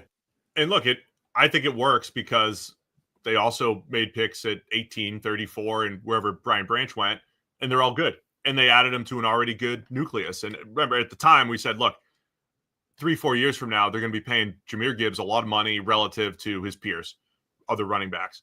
But at the end of the day, this offense is going to be tough to defend. And they added an offensive playmaker to their offense, as far as maybe not moving him around, but you got to worry about him. You got to worry about him in the pass game. He's a big play threat at any, ability to score from any point on the field. That is all true. Those are all true things. By the way, also at the time, I said the Lions, they drafting a running back, linebacker, tight end, and a safety, all got Steve Model guys, all players that I was like, yes, I like all of them. In Jack Campbell at 18, people were shocked by that as a potential reach. And I'm like, no, he's very good. So, yes, there is a fair argument to say, just draft model guys. NFL, and by the way, you're going to win over time. But seriously, if you hit on the football players, it doesn't matter as much, right. But it's the uncertainty. So listen, really quick. The next pick was Lukas Van Ness, edge rusher, value position. I would rather have Jahmyr Gibbs than Lukas Van Ness. Like, this is true right now. We know that this is true, but we're trying to give all angles of where the financials matter, the counterfactuals matter, like all those other things matter when we're looking at these picks. And by the way, I'm not saying I endorse the argument that to hell with your position value stuff, I'm just drafting a good football player. I would still take the position value and try and find a good football player at a higher position value. I wouldn't have taken Jahmyr Gibbs at number 12 overall. What I'm saying is that's a much better argument to make after the fact than no, he's going to be position X. He's not going to have a running back's value because we're going to line him up. Like, that's a ridiculous argument. It was ridiculous at the time, and it's been proven to be ridiculous because you haven't used him that way, right? What I'm saying is it's a better argument to make after you make the pick that, hey, you're wrong about position value. We're just going to take a really good running back and he's going to be worth this pick. So shut up. That's a better argument than no, he's not really a running back. He's this ill-defined, amorphous position X that's got a higher value. And so your math is wrong, right? Like, that's my point. I'm not endorsing it as a strategy. I would still go look for an edge rusher or a cornerback or whatever. I'm saying that that's a better argument. Yeah. And look, every running back over the last couple of years where people have said, oh, running backs you're telling me they're not valuable? Look at Derrick Henry. Look at Saquon Barkley. Right. Look at Jahmyr Gibbs. All three in the best, three of the best situations relative with offensive line or a running quarterback. And when you add a Jahmyr Gibbs to one of the best offensive lines, if not the best in the NFL, with a great play caller, with good weapons, Gibbs is going to feel like a better weapon. And that's what he's been, man. He's fantastic. An absolute home run threat, pass game, run game. So I love it. It's just, it works. I think it works not because it works in part because he's a great football player. And then also because the Lions had 3 more picks in this draft. By the way, hit on all of them. And they have, we ranked them as a top 3 roster in the NFL. Yeah. So that's where it all works. And so Gibbs justified for Brad Holmes. Yeah, I mean, it was a really interesting draft because it was almost like they pointedly went against the grain in terms of position value. Like, it's like not just this one pick where we're going to go, hey, I don't care about running back value. They went running back, tight end, or running back, linebacker, tight end, safety, effectively, or slot corner, whatever you want to call Brian Branch. But like literally 4 straight picks of I don't care about position value. We're just drafting elite level football players and it'll work out. Like, don't worry about it. Don't overthink it. And so far, I mean, that has to be the best draft from this group, right? Like, nobody had a better draft over 4 picks than the Lions did. As I said at the time, though, if you just drafted the players that are above a certain threshold in my model, you're going to win over time. That's what the Lions did. Look at them winning over time. Pick 13, Lukas Van Ness, not a model guy. From the Green Bay Packers, edge rusher out of Iowa. Interesting one at the time, too. Inside-outside ability, power player. When we did this show last year, I was saying, hey, look, can be a power early down run defender. Run defense last year was rough, man. I mean, he was getting washed. He was getting blown off the ball. I think he has an edge setter is generally a power player, but his athleticism gets exposed at times on the edge, trying to keep contain on running backs. And he just never really hasn't really developed the pass rush production that you'd want to see from pick 13. Yeah, I didn't love him as a prospect. He hasn't worked out at all. I do think he's being played out of position. I just don't think he's an edge rusher. I think he's an interior player. And look, there will be problems there as well. Like, but from 2004, right? I mean, the old school 5-tech type. Yes, but also, like, I think those guys can become sort of penetrating defensive tackles right now. Like, they're a different shape, but like those guys I think can still exist as longer, interior beat gap type rushers. But the Packers have never and do not line him up in that alignment at all. Like, even I would have assumed they'd have played around with it at this point just because he's doing nothing as an edge rusher. They haven't. It's like you are purely an edge rusher and you're doing nothing right now. I would love to see him, with just a little bit more. Let's throw him in the B gap every now and again, see what happens. Like, let's just experiment with it. But in 2 years, he has 21 snaps lined up in the B gap somewhere. Like, that's nuts. Why? I would have, again, just through curiosity, I would have thrown him in there more than that just to see if anything happens. So I didn't love him as a prospect, thought it was a reach. Really hated it when I realized what their plan was for him, that they were going to play him outside as opposed to inside. And I think that part has been borne out, that he's just not going to be good on the edge. And if he's going to do anything, it's going to be, let's see if he goes inside and can make something happen there. In the concern for Van Ness, it's not like there's not opportunities there to win that job in Green Bay. He's essentially been more of a rotational player. Rashawn Gary locking down one side. It's been a bit of a revolving door opposite Gary, including Van Ness. So right now, looking like a rotational player who I'm kind of with you. I'd be interested to see if, especially in pass rush situations, if he could win on the interior with that power. He's got some length and power that can win against guards. And the interior snaps have been there to be won as well. Like, it looked in year 1 that Carl Brooks was going to take that job and kind of lock it down. And then Carl Brooks regressed in year 2 as well. So, like, it's not like a dominant force has been keeping Lukas Van Ness away from those potential interior snaps and, B gap opportunities, because the guy that was supposed to be good at that fell off like huge in year 2. So they should have been able to get him snaps in those spots. And either he wasn't showing them anything to make them think he could do that, or they just haven't given him the opportunity to play in those snaps. Either way, I mean, I would give him some of those reps to see. And if he can't do it there either, then it's just a swing and a miss as a draft pick. Got a few surprises over these next few picks here. This is where the Steelers traded up. I think it was from 17 up to 14 to leapfrog the Jets. The Jets had just signed Aaron Rodgers. They had a tackle need, and the Steelers come up to get Broderick Jones. The rumors were that Bill Belichick was diabolically screwing the Jets out of offensive tackle Broderick Jones, who they would have taken. But Broderick Jones goes to the Steelers instead. And he struggled a little bit as a rookie. His first 2 years as a rookie, he went in and the run game kind of got rejuvenated, and it coincided with Broderick Jones stepping in at right tackle. There were some really nice blocks in there, but the point I made at the time was like, you've got Jalen Warren, breaking outside a bad block by Broderick Jones for 25 yards. It didn't really coincide with great production from Broderick. He's looked a little overwhelmed through 2 years at tackle. Yeah, so a lot of people had him as like the top tackle in this draft, and he hasn't looked like that guy at all in the NFL. You're right. There was some fascinating A/B analysis being done of like on-off splits with Broderick Jones in the run game year one, and his PFF grade was garbage because, as you said, there were like bad blocks that were turning into good running plays, and it's like, yeah, look, overall, there's going to be a very strong correlation between good run blocking and good run production, and bad run blocking and bad run production.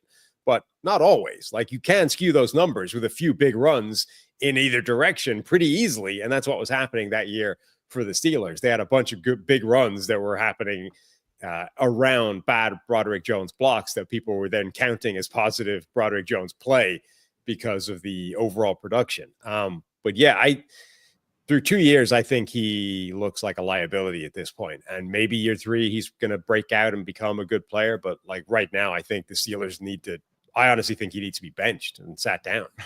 The things I've learned through the years, though, Sam, is to never write off offensive linemen. The number of times where in our head, we're like, that guy's not good. He's not good. And then year 3, 4, or 5, they get better. Now, he's a little bit below the threshold that I'm expecting a big jump, but I'm never surprised by offensive line development. Let me just say that. So maybe the move to left, if he's going to play left tackle, maybe the comfort zone there. But yeah, he hasn't been great through 2 years. I told you a few surprises here. The Jets at 15 go Will McDonald IV. You were excited. This is one of your favorite edge rushers. Love that pick. A little bit older edge rusher, undersized, right? Just under 240 pounds. So 239, playing that more of like a 4 technique in Iowa State. So he never really had that chance to get up the field and be an explosive pass rusher. He's shown elements of that, though. Not a great run defender, but can get up the field and rush the passer a little bit.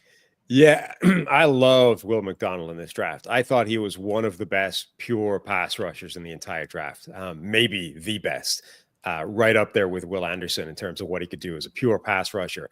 It didn't necessarily show in the production and the stats at college because that defense is weird, and it had him, playing head up over tackles all the time and in this weird position where he wasn't like, you don't take a guy that's like an undersized speed edge rusher and put him in a position where he's like locked in to a guy that's way bigger and stronger than he is every single snap.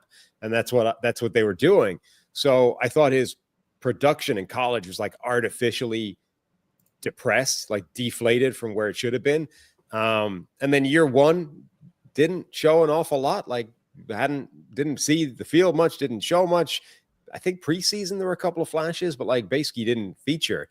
Year two, though, ends up playing, almost 800 snaps, has a ton of pressure, has a ton of really good plays in there as well. His inside spin move is sick. I think you have to say, like, the arrow is pointed firmly up for him, at least as a pass rusher.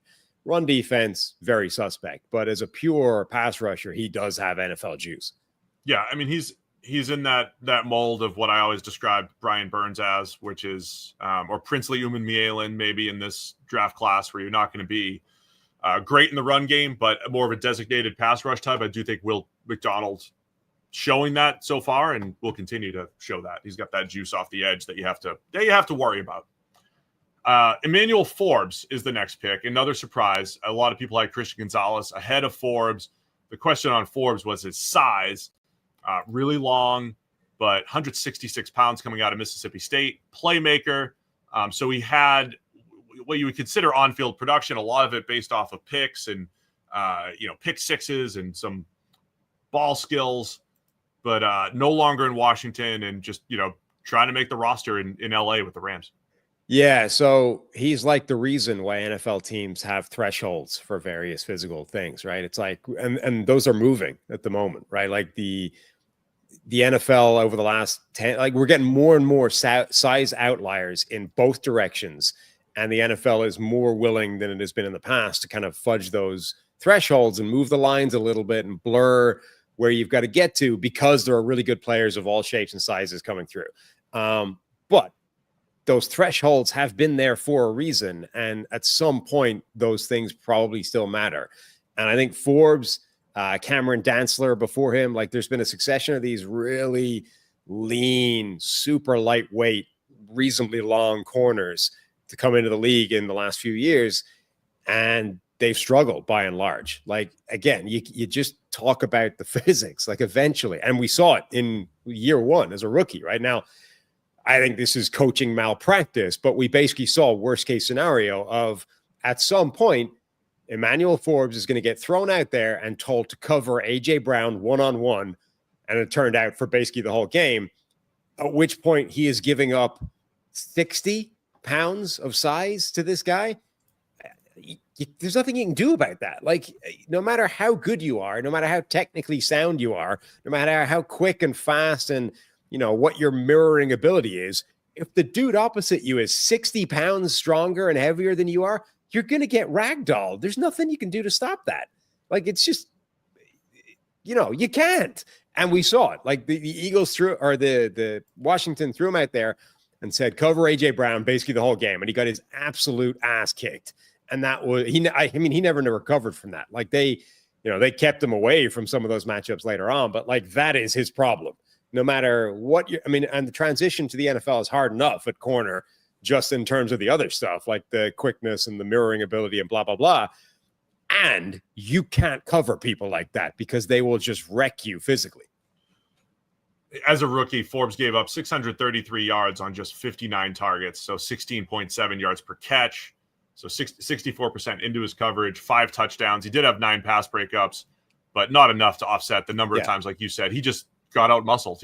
There were times where it's like, all right, getting a little bit better, making plays on the ball, but never really got there. And then Dan Quinn, new regime comes in, they get rid of him. And look, as a buy low for the Rams, don't hate it. See what happens here. They brought him in at the end of last season, but disappointing first couple of years for Forbes.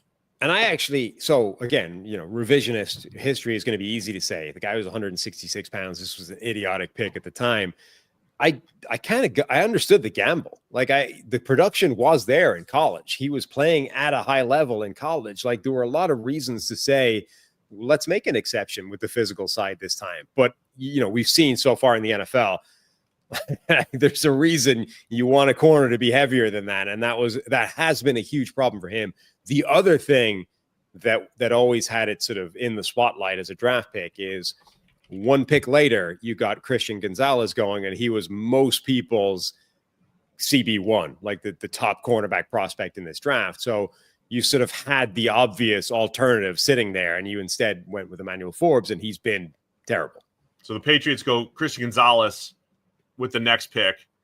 Battled some injuries last year, but promising rookie season.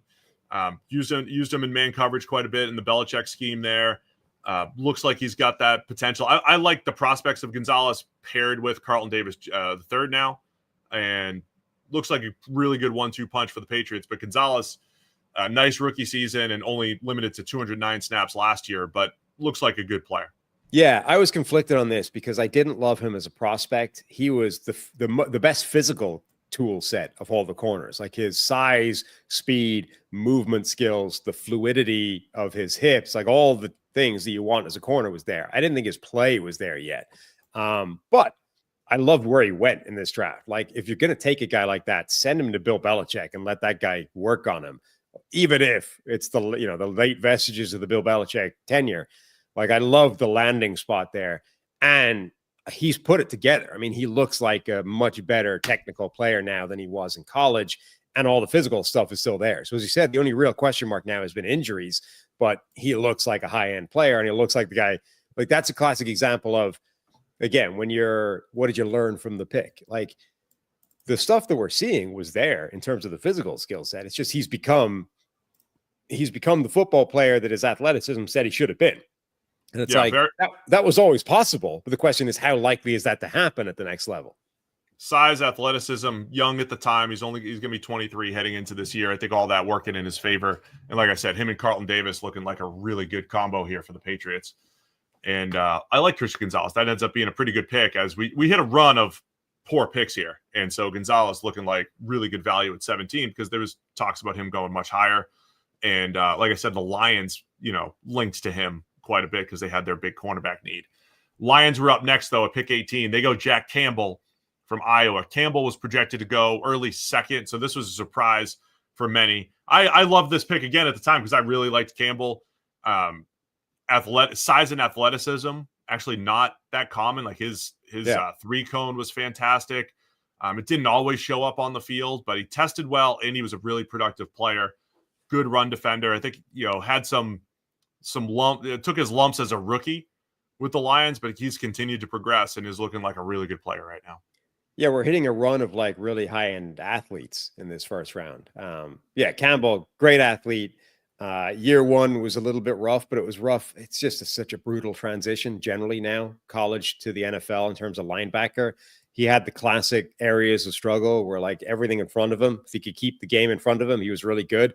But that feel of understanding what's happening behind you without, turning and looking at it was a struggle for him. And I think a lot of young linebackers are in the same boat. Last year, you saw he was getting the hang of that now. And when he's got the hang of that, you add all that athleticism together and you've just got a really, really good linebacker. So, Lions, again, second pick, or they just went off the ball linebacker, not a huge position value pick. Who cares? Jack Campbell's potential is elite. And this one didn't hit the ground running as fast as their other ones, but he looks like he's going to prove them correct. Again, just it took a year. Pick 19, the Tampa Bay Bucks go Calijah Kancey out of Pittsburgh, and 6'1", 281. What did we say about this draft? This was the draft as we headed into it. The draft of size outliers everywhere. Started with Bryce Young at the top. You had Calijah Kancey at defensive tackle. We'll talk the undersized receivers, Josh Downs, Zay Flowers, Tank Dell especially.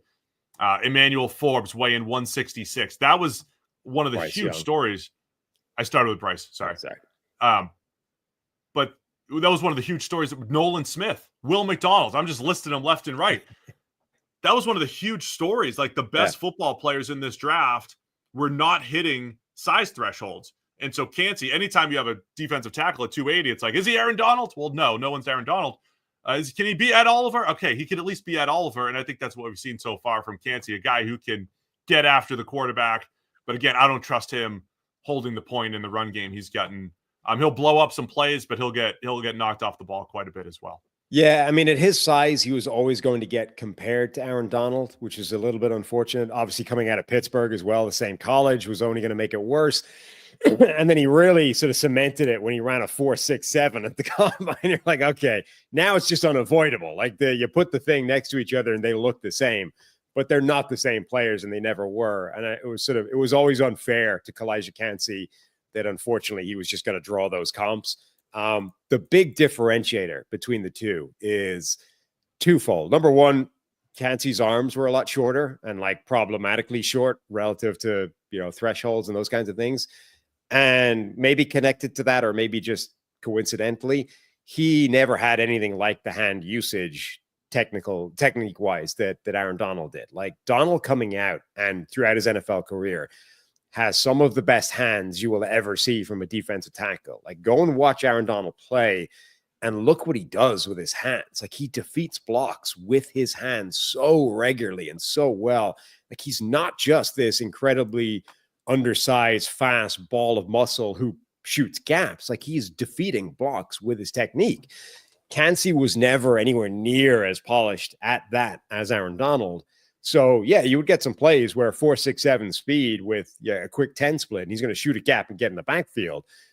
But if an offensive tackle is able to slow him down just a little bit, just to be able to get hold of him, now he's got to be able to use his hands to defeat that block. And he's just not good at that.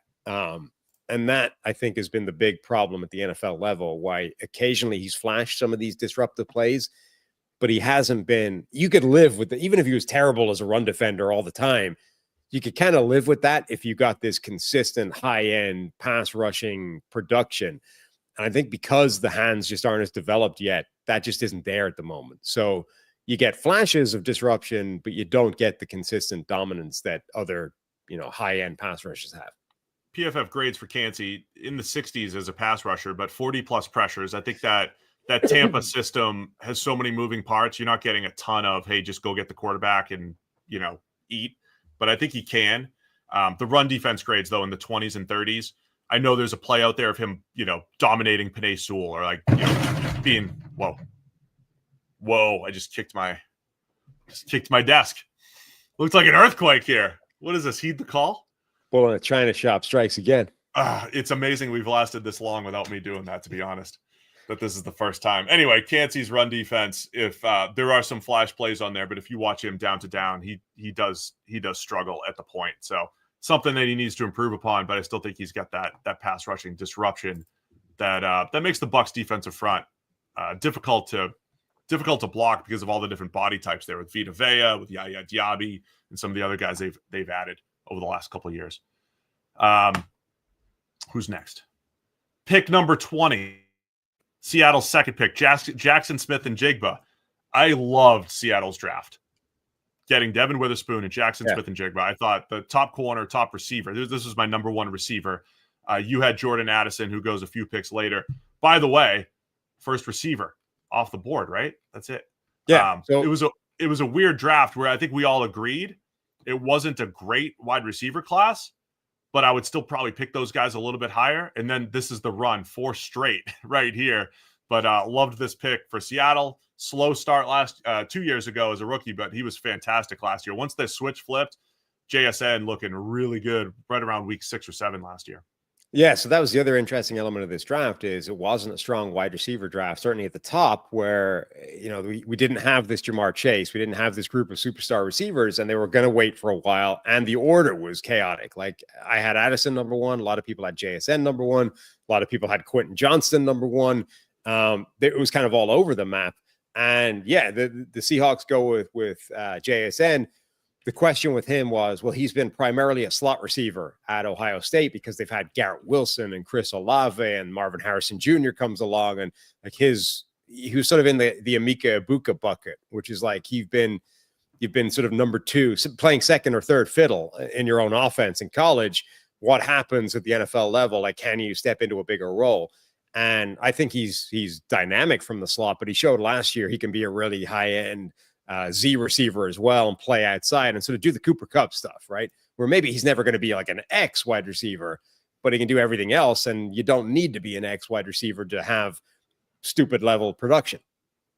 Always loved his feel for the game, glides through the secondary. And look, I just thought there was a point last year where he had that stretch where he was the most productive receiver in the NFL. So loved watching that progression last year, and they're going to continue to rely upon him. No more DK Metcalf. It's him and Cooper Kupp and just a completely revamped wide receiver group. No more DK, no more Tyler Lockett. I also really liked that pick at the time because they had DK and Tyler Lockett. And anytime you get to 3 deep and future-proof the position, as Lockett in particular is getting a little bit older, I thought that was a great move for Seattle. And I think this first round is really paying off for the Seahawks. That the Russell Wilson trade, getting the Devon Witherspoon pick, getting JSN here, really sets Seattle up as to the point where they are right now. Pick 22 is Quentin Johnston, so the second receiver off the board. When we did our preseason rankings, as we said, you and I both had JSN and Jordan Addison. I think 1, 2, and then we just flipped our order. We were both lower on Quentin Johnston and Zay Flowers, the two receivers who go next. What were your concerns with Quentin Johnston, and what have you seen? Yeah, remember Miami also had to forfeit their draft pick, so this was 1 fewer picks in the first round this year because we only have to talk about 31 players. That's good. Yeah, Quentin Johnston. So, big, strong, fast. When Mike Renner was still doing the PFF draft stuff, I started going through watching tape, and I was like, well, let's start with Renner's wide receiver 1, which was Quentin Johnston.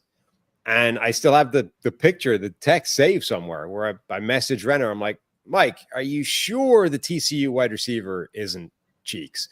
Because I didn't see it, never saw it really. You can obviously the big, strong, fast stuff plays, but he was just not a good wide receiver. He wasn't good at he specifically wasn't good at the things that people thought he was good at as a big, strong, fast wide receiver. You know, his catch point skills were awful. It was kind of like, you know, Christian Watson struggles with this as well, where like he's not a particularly good receiver with the ball in the air, which negates some of the being 6'4" and fast stuff. Like, yeah, you can get open down the field, but the dynamics of the deep ball is those are going to be relatively inaccurate passes a lot of the time, and you're going to have to go and fix it as a wide receiver. And he's not good at that, never has been.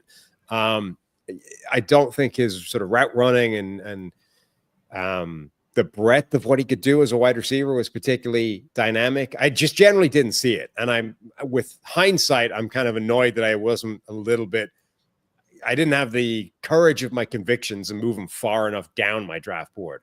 The reason I didn't, though, is because he was good at a couple of things that I thought would still play. Like, so many of his signature plays in college was like, here's a quick hitch, and he immediately turns it upfield and it can outrun a defense. Or here's a shallow drag and they get it into his hands and then he outruns Michigan for, you know, a big player. Or even as like, if you can get him in stride deep down the field, he can run by a defense. I thought there was enough of a like one, you know, relatively one-dimensional role for him in the NFL, which can still, like, he could have been, you know, the next Will Fuller type of thing or something like that. It turns out he's not particularly good at any of that stuff. Yeah, the problem with a lot of these evaluations, he's 6'3", 215. There are some really freakish contested catches on film, but we always said contested catches, you can't just look at highlight reels, like look at the percentages. He had such a low contested catch percentage in college for someone that size. He caught 40% of his contested catches in college. That was awful. Just relative to peers. In the NFL level, it's been similar. It's 31%. So he's not this physical contested catch guy given that size. So like you said, like his signature plays are this type of thing as Zay Flowers might do or whatever, right? Catch the shallow against Michigan and run for 71. He had 13 catch game last year against the Raiders. And then got shut out in the wild card round. So that's the level of inconsistency we're talking about. So drops, inconsistent ball skills. That's been kind of the calling card for Quentin Johnston so far. We would be talking about him as a complete and total bust at this point, except for that one game where the one game was like, okay, we can still there's still something here. Like he can still make some big plays at the NFL level, but it has been very few and far between. And then the next pick's Zay Flowers going to the Baltimore Ravens. Again, to be fair, you and I were both lower on Quentin Johnston, but also lower on Zay Flowers. Flowers, I think, has been a really nice playmaker for the Ravens. I thought he even, bumped that up a notch last year, became did a little bit more down the field. Remember, the first year it was more gimmicky. It was more screens and short stuff. Last year, I thought he got open down the field a bit more, and I think he's been a nice player for the Ravens.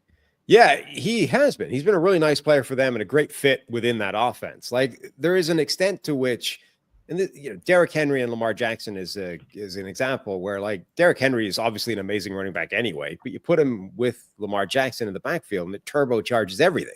Like Lamar Jackson and Derrick Henry there have an impact on what Zay Flowers is able to do, and he's a great slot receiver who can make a few more plays than that, and there's some down the field stuff as well. But like primarily, he's a dynamic run after the catch slot receiver who within this offense, like that has a greater value than it has in a bunch of other teams because of the threats they have in the backfield and on the perimeter with Lamar Jackson's, ability to scramble and make plays. So, we were lower on Zay Flowers than other people.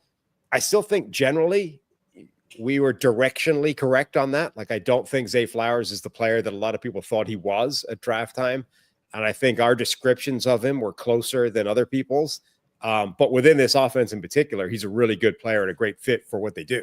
And part of what happened with the rankings is I just liked Josh Downs and Tank Dell for where you could get them better than Zay Flowers in the first. And I think those guys, Josh Downs has been similarly productive in a different role, more of a slot role, but similarly productive. And I think Tank Dell certainly was on his way before the two terrible injuries over the last couple of years, which is, part of the Tank Dell projection as well. But yeah.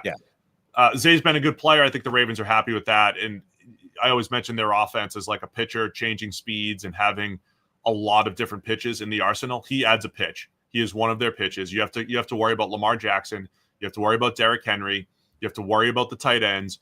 You have to worry about Zay, both after the catch in yak situations and also down the field because he's got the speed as well. So he's one of the pitches in the Ravens arsenal. I think you were trying to put him in Kansas City.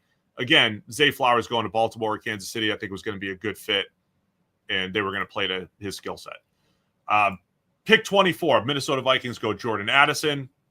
And again, your top receiver, my number 2. And, I think he's backed that up through 2 years.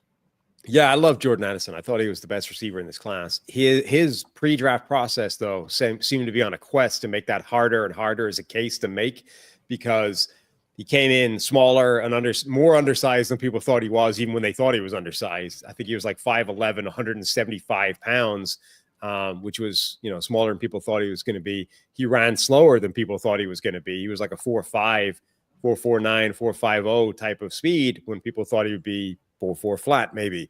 So everything was just a harder case to make by the time you got to the end of it with Jordan Addison. He was slower, smaller, more lightweight, more undersized. Like, everything was tough, but he was just a damn good football player. Like, it just, at some point, it doesn't matter. And I think, with offense in particular, cornerback maybe, because you're going to have to cover the guy that's 225. Wide receiver less so, because you can be off the ball. If your route running is good enough, you can offset the fact that a guy's much bigger than you. You don't let him get your hands on you. Jordan Addison was just the best technician in this entire draft. He knew how to play the game. He understands how to get open. He understands concepts. He can make plays. He just plays better than the physical stats or the physical measurables say he is. And that's definitely been borne out in the NFL so far. Like, he's made a bunch of crazy contested catches. He's made a bunch of improbable, run after the catch things. Like, he's just been a good player. 19 touchdowns through 2 years, averaging over 13 yards per catch. Of course, Justin Jefferson's going to get the most of the production, but there are certain games where it's the Jordan Addison game. And I think that's what makes a good pass game, is when you have a complementary receiver that's going to take advantage of the coverage opportunities. And I think he has. And obviously Jefferson helps Addison as well. Like, the fact that Jefferson exists is going to take a lot of attention away from Jordan Addison, and help him be productive as well. But look, at this point in his career, you figure out what to do with this. Jordan Addison was the number 1 receiver when Kenny Pickett had the one good year that he played in college. He was the number 1 receiver when Caleb Williams won the Heisman. The last time you said, wow, Caleb Williams looks great. He was on the team when Kirk Cousins had his career year statistically, and then on the team last year when Sam Darnold had his career year. Jordan Addison is the QB maker. Well, even like reverse it, right? Kenny Pickett without Jordan Addison has been garbage. Caleb Williams without Jordan Addison regressed and suddenly started, like, all the crazy, like, Mahomesian type improbable plays that he made started getting intercepted. Kirk Cousins leaves Jordan Addison and is hot garbage for Atlanta most of the games. And then Sam Darnold, outside of Jordan Addison, has been terrible in the NFL. Like, the player, once they leave Jordan Addison, those quarterbacks absolutely fall apart. That's what I mean. The QB maker for 1 year, and then they can't do it without him. So just keep an eye on Sam Darnold this year. Keep an eye on J.J. McCarthy. If he makes J.J. McCarthy into a superstar, we know it's all Jordan Addison. Pick 25, the New York Giants. Did they trade back up here to get Deonte Banks? They get Deonte Banks, the cornerback out of Maryland. Concerns here were very good athlete, makeup speed, 4.3 type of speed. Yes. Movement skills were fantastic. Just wasn't really technically sound. Remember, at the time they had Wink Martindale and his wild blitz heavy scheme. So, hey, he's going to be a man coverage type of guy, use that speed, be on an island quite a bit. Kind of made sense from that perspective. Bit of an up and down career so far through 2 years, though, for Deonte Banks. Yeah, so wild athlete coming out, like 6 foot, 197 pounds, so sort of prototypical size, but ran like a 4.3 flat, had a 42.5-inch vertical leap, 11 plus broad jump, like the 10-yard split was like 1.4, like absolutely elite level speed, athleticism, explosiveness, and, was a man cover kind of prototype. Going to Wink Martindale's defense, you're like perfect combination. But I think you're seeing, number one, it is a really difficult transition. Cornerback just moving to the NFL level, regardless of how good you are. Now, obviously, there are going to be players that buck that trend, but like it's just really hard to transition. And I think when you are a man cover corner in particular, it may be even harder because it's just the player, like the level of receiver that you're now covering in man coverage every play is so much higher in the NFL. Like every player is a college all-star of some description. So that, like, I think it's actually, if you're a zone cover corner, it's probably an easier transition. But if your calling card is man-to-man skills, you're just, every play is now a nightmare in the NFL level because they're all-star level technicians. And I think you've seen some of that with Banks. Obviously, then they change scheme as well. Now you're asking them to do different things. But yeah, very boom or bust so far, with much more bust than there has been boom. PFF grades in the 50s through 2 years, over 600 yards per season, giving up 10 touchdowns, 2 picks in his career so far. So not great for Banks at pick 25. We'll see if he can put it together in year 3. Pick 26, Buffalo Bills go Dalton Kincaid, the tight end out of Utah. Interesting career for Kincaid because they had Dawson Knox there, and it didn't necessarily phase Dawson Knox out. They're still using both tight ends. Kincaid's been pretty productive, just been mostly a short pass type of contributor so far for the Bills offense. Yeah, he's been good. He's the rare case where like he's been a good NFL player, and I'm still a little bit underwhelmed / disappointed in what he's been so far. I love Dalton Kincaid as a prospect. I thought he was like an elite level receiving tight end. And in particular, some like the athleticism is obvious. He's a high-end athlete. He's got good ability, size, all those kinds of things. But what really impressed me was he was showing some really sophisticated nuance to how he got open at the college level. Like a lot of players you see, they have a good understanding for zone. They understand where the gap is between two defenders, and they head to that gap and, I'm open, right?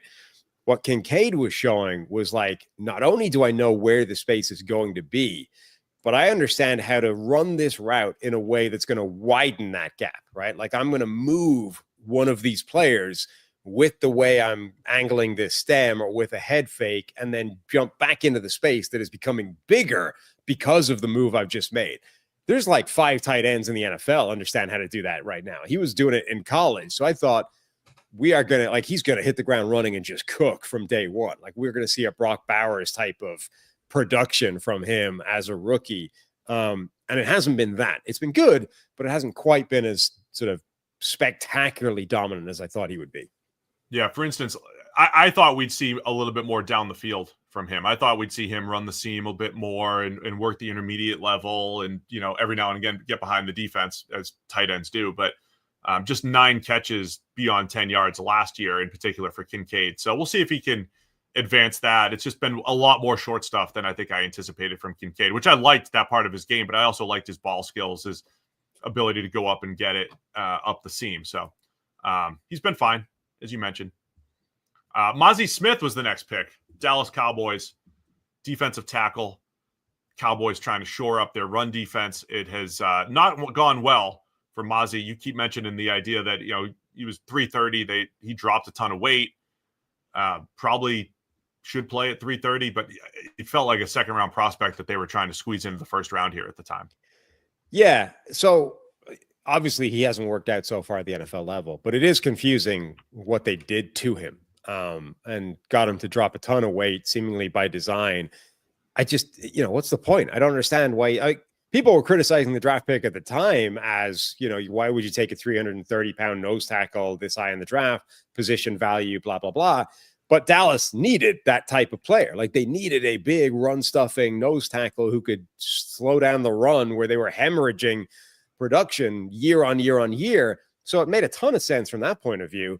And then he slims down, loses 30 pounds, and he's no longer he's no longer a run-stuffing anchor nose tackle at all, and plays terribly because of it. So I don't understand I just don't get what happened.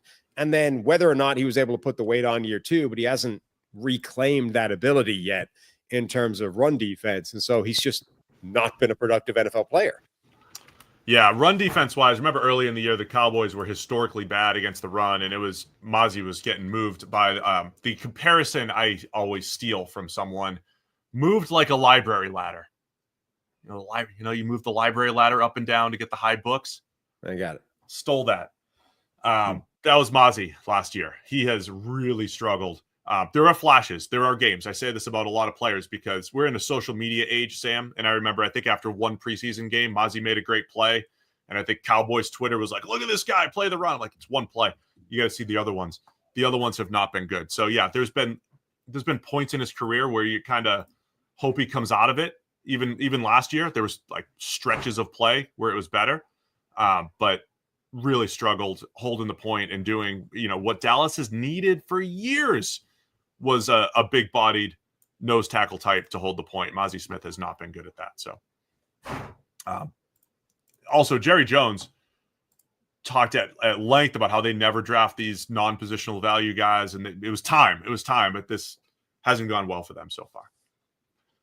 I don't know that Jerry always tells the truth when he's speaking in front of microphones. Maybe. Pick 27 or 28 if you count the Dolphins forfeited pick like ESPN does, what I'm looking at here. Anton Harrison from the Jacksonville Jaguars, right tackle. I mentioned him as a breakout player a few weeks ago when we were highlighting breakout players. He was, when I went through his tape, was more impressed with his pass protection than I think I expected. I think he's mostly in good position, can see him taking a step there. The question's been the run game, power at the point of attack, but he moves really well. And even at Oklahoma, was always in position to make the block, just didn't always finish. Yeah, so I get a little bit of a developmental offensive tackle, I guess, which is, the bottom of the first round area that we get year on year. But the difference between him and some of the other ones is he already had some really high-level pass blocking chops on tape and production in that area. And as you said, there was some question marks about, what his run blocking would be in some other areas of his game. But that part of his game was already pretty good. And he's become a pretty good NFL player. Maybe the ceiling question mark is still there in terms of what he can be overall, but solid draft pick when you think A, where they were in the first round, B, what these players typically become, these sort of low first round offensive tackles. Yeah, I mean, he's been a below average starter, I'd say, through 2 years. But if he becomes average and above average over the next couple of years, I wouldn't be surprised. So that's where I'm at on Anton Harrison. Next pick's Myles Murphy, edge rusher out of Clemson to the Cincinnati Bengals. Remember at the time we said, look, you're gonna be paying Joe Burrow probably a receiver or two in the coming years. Well, we're here. And when you draft Myles Murphy there, it's like, all right, we might not be able to pay Trey Hendrickson in the future. Hey, we're in talks. They're in talks right now, right? So getting a cheaper edge rusher that could, you need cheap players at valuable positions. So it made sense. Myles Murphy just has not developed a little over 600 snaps through 2 years and hasn't really made a massive impact just yet. Yeah, huge disappointment from him. I mean, 6'5", 275 pounds, who runs a 4.53. Like, he's athletic. The change of direction wasn't as good as the straight line stuff, but he had the physical tools, and his college tape, it was inconsistent, but the positive plays were really, really impressive. He was one of those guys where you turn on the tape and you're like, okay, I get it. I see the plays that are going to excite people and get people to think he'll be a really good NFL player. And he's just not done it at this level at all yet. That's, again, this is a classic example where I think the Bengals have done a lot right from a process point of view in the last few years drafting. The problem is the players have to be good. All the process in the world is not going to offset missing on a player. And the Bengals have missed on a couple of them so far and problems. If he had become a really good edge rusher, I mean, maybe they'd have already moved on from Trey Hendrickson, but the point is they would give him a lot more leverage. Now they need Trey Hendrickson because Murphy hasn't worked out, and they're going to be relying on more young guys. Yeah, if he had become a good complementary edge to Trey Hendrickson, and then you draft a Shamar Stewart with the hope that you sign him, but the hope also that he becomes that high upside player. It's more palatable, but you need all these players to be good. I hate when I see a trend on film. Like when we did the show last year, I was like, hey, Murphy showed a little bit better. He improved in the second half as a rookie, showed a little bit more as a pass rusher. Let's see if he can carry this into 2024. Then he gets hurt during training camp. I think when I was there too, right in front of me, got hurt. Doesn't start his season until week 5. And it was actually, just as, low production as the previous year, if not worse. So not great through 2 years for Myles Murphy so far for the Bengals. Between that and your work with the receivers, you might be a jinx when it comes to the Bengals. We might need to keep you away from training camp. Yeah, in that same day, I watched Myles Murphy go down and then hugged it out with Jermaine Burton. What? What could go wrong? I think you might need to stay away from Bengals camp. Only 3 more picks in the first round to discuss here, Sam. Bryan Bresee is the next pick for the New Orleans Saints, another Clemson player. He goes at pick 29 or 30, depending on how you count. Again, similar. I think for people that don't watch us on the show, they're going to be, Bresee's been great. He's got X number. What is he got? Like 13 sacks in 2 years. Another guy really struggling against the run. He played high in college. I think that's happened at the NFL level as well. But he has found his way to the quarterback a bunch through 2 years. Yeah. So as you said, 13 sacks, but 69 total pressures through 2 years on 861 pass rushing snaps. So that's a pretty terrible output in terms of overall production relative to opportunities. And he's got the terrible run defense stuff, which was a problem in college as well. As you said, high, linear, straight line, kind of penetrating defensive tackle. The problem, and this is true with Calijah Kancey as well. Like the problem, if you're going to be that style of player, is you need to be exceptionally disruptive for it to be a net positive, because you're always abandoning like a gap effectively to shoot upfield and try and make a play in the backfield. So you're going to be a consistent problem in the run game. You have to be ridiculously productive as a pass rusher to make that worth it. And neither of these guys have been so far, Kancey and Bresee, even though, Bresee's sack numbers look a little bit more productive. And the fact that he's got quite a 69 pressures is a solid amount through 2 years. It's just that it's taken him almost 900 pass rushing snaps to get those. It hasn't been the impact first round defensive tackle they would have been looking for. Yeah, pass rush grade of 57 last year by PFF. Again, that's going to account for quickness of pressure and disruption. So not really where you want it, but the run defense grades of 30 and 28.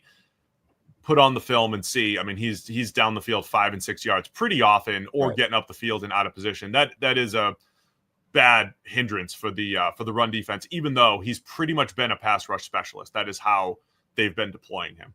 And that pass rush number, the grade got 10 points worse from his rookie season as well. So it's not even moving in the right direction, which is another area of concern. So that's Bresee.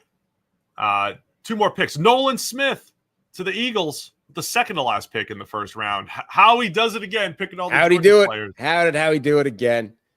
Nolan was an interesting prospect because we talked about Will McDonald being 239, Nolan Smith in a similar range. But when you watch Will McDonald, you're like, well, I don't see a good run defender there ever. He's going to be that designated pass rusher in part because of his size.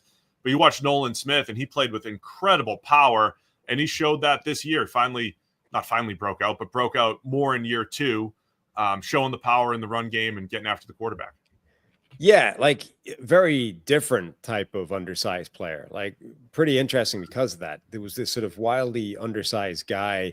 He was even smaller than that, wasn't he? He was like 230 something.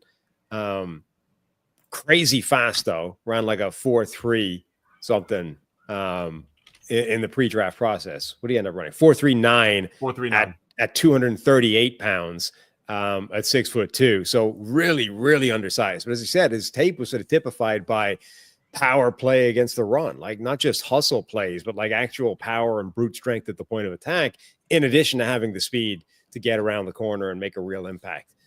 Didn't do much as a rookie, but then was able to step into that sort of greater area of opportunity year 2. And I think it's definitely like the arrows pointed up for him. And again, like another one of these players who through 2 years looks like he's going to become a good player. Yeah, we really had a run of defensive linemen here between Murphy, Bresee, Nolan Smith, and then the last pick of the first round, Felix and Anudike Uzomah, FAU. out of Kansas State, going to the Kansas City Chiefs. I would say certainly more on the disappointing end.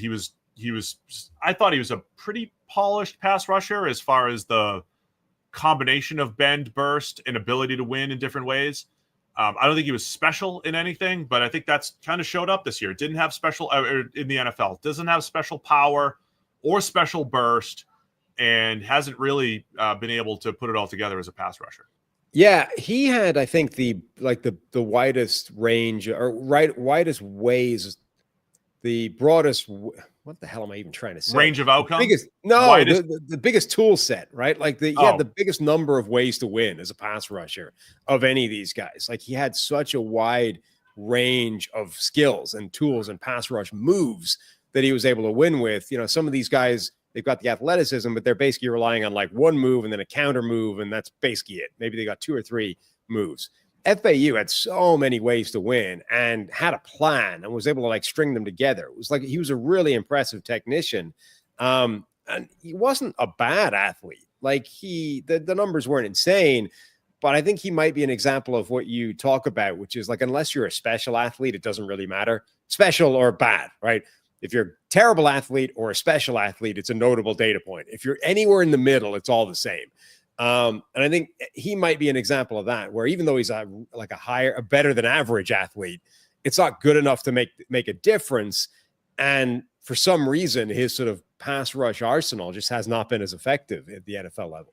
He's looked a little heavier too than I think what we saw in college. I don't know if he's trying to be a little bit more stout against the run, but I don't know. He's played under 600 snaps, including the playoffs, in 2 years. I think the Chiefs are going to need more production out of him here in year 3, as they've been thinned out a little bit on the defensive line, and they just need to keep that depth. So they'll still have an opportunity, but I thought he was going to add a different body type to their defensive line to go with Chris Jones and Karlaftis and Charles Omenihu, who they brought in, and just hasn't really added that to this point. So that's it, man. Just 2 hours and 20 minutes. Easy. The entire 2023 first round. It's fun. I like looking back at this. What were we thinking? What was happening? What's happened since, right? You get a little bit of a review 2 years in. So fun show. Let us know what you think if you're enjoying these. We might have one more that we can do, or maybe 2021, maybe 2020. We'll see. See how much people like them. Anything else on this draft class before we talk about Father's Day yesterday? No, I think it was a pretty fun, interesting first round. And after 2 years, I think we got quite a lot of got a pretty good idea where they're all headed. Yeah. And there's a lot of those guys at the end there where, hey, can they take this year 3 breakout? We'll see. The edge rushers tend to take some time, just like offensive linemen. But if they don't do it by year 3, you're probably moving on. Yeah. How was your Father's Day yesterday? Yeah, it was all right. The most entertaining thing was, so we're over here visiting my parents. My daughter, Scout's 12 years old. So she just wants to play endless games, board games, whatever, Jenga, giant Jenga. And my sister and her husband now, so my brother-in-law, they're down here visiting as well. And so she's plaguing all of us to play these games. So last night we all set up a Clue. You call it over here, Cluedo in the UK. We have this giant game of Clue, and my brother-in-law named Paris, he's in consultancy. He's big into spreadsheets and modeling out and all kinds of things. He uses some AI that I'd never heard of to spool up a tool to play Clue. He asks Claude or whatever. Remember Ask Jeeves back in the day instead of Google? You would just ask Claude. Jeeves. The most recent Claude is. So apparently there's an AI version of that called Claude. You just ask Claude, and Claude did him up like a whole Cluedo program to solve this game. And yeah, he won because of that. That feels unfair. Yeah. AI's making people dumber, Sam. Nobody's thinking for themselves. Well, I mean, he's out here spooling up a whole tool to solve Clue. Well, you have to have a certain level of smart to know how to use the AI, but then you're not going to get any smarter. You have maxed out your intelligence once you start letting the computer do all the work. That's just high-level management anyway, right? Is you just delegate the stuff you don't know how to do to other people and then claim their work as your own. Yeah, perhaps. It could be. Well, that's fun. I when you travel to see family, some of my favorite texts that I get from you are finding out what the brother-in-law is up to right now. You know, like how he's solving the world's problems. Like Clue. We had a 9U baseball game for my two oldest, Harry and Teddy, which, by the way, if you guys saw on Twitter, parents' game went deep. You know, so I think I hurt their confidence last week. Yeah, by bullying the children in a game on a sports occasion. I did question the validity of that concept. May have affected them yesterday. We have a 3 p.m. game scheduled on Father's Day. And so I'm like, Father's Day, I sit on the recliner, watch the U.S. Open, maybe doze off a couple times. It's great. Good fun with the family. So they cut right into my U.S. Open time. 3 o'clock start time. We get to the field, and the game before our game is finishing up, and we need to use their field and their umpire. And they're sitting there in the 4th inning. Like, all right, it's a 5-inning game. We're almost done. Well, they're tied after 5. And then in this league, 9U, they have a max of 6 runs per inning, because usually it's like if you can't get 3 outs before, we can't have this game go on forever. It's usually, it's just like being nice to the other team. They roll over the inning. But we're in the playoffs now, you see, Sam. So they go extra innings, and each team keeps scoring 6 because they're running out of pitching, and it's an absolute disaster. The umpire's not calling strikes. I'm sitting in the outfield watching this thing like, how do you not call that a strike? You got to call everything a strike. You have to at 9U baseball. I saw a game a few weeks ago that had 30 runs and 3 hits because the guy didn't want to call a strike. I would be like the reverse Leslie Nielsen in Naked Gun, calling everything a strike. Like, 7 yards to the right, strike. Next. End the game. I'm usually not. I usually don't care about the umpire stuff or whatever, but at this level, it matters. I just want a guy to call strikes. It makes for a better game. It just makes it's better for everybody. You don't have a poor pitcher out there throwing 40 pitches. It's just insane. Make the kids swing. But you also just want, like, at this point, the primary responsibility of the umpire at that stage is everybody here wants to end this game. Like, your primary goal right now is to engineer an end to this game. So our team, we're sitting out there in the outfield watching this game end, hoping for it to end, and they keep going 6 runs and 6 runs and 6 runs. The game finally ended. It was 35-31 in like 9 innings or whatever it was. It was brutal. The game went 4.5 hours. Our game didn't end up starting till 5. And just to start our game, we had to call another umpire in and use a field on the other end of the complex. And we still started at 5 and then lost. But it was all fun. It was all fun. It was all good times. But it was frustrating at the time that those were the rules. And that like you had to waive the 6-run rule is the thing. You had to waive it for the playoffs. So because the goal is to just have an uneven number of runs at the end of an inning. That's all we're trying to do here in the playoffs is have a winner. Right. And the rules were working against us. Yeah. No, I mean, I think you just got to ramp up. You got to you got to engineer a tougher scenario to get runs. You got to start calling strikes everywhere. That's it. Or just it's like you vaguely near the plate, it's a strike. You get 1 out per inning or something. Right. Like change the rules in a different way. 9U baseball with the kids pitching. Like the poor kids can barely throw strikes as it is. Did you watch much of the U.S. Open?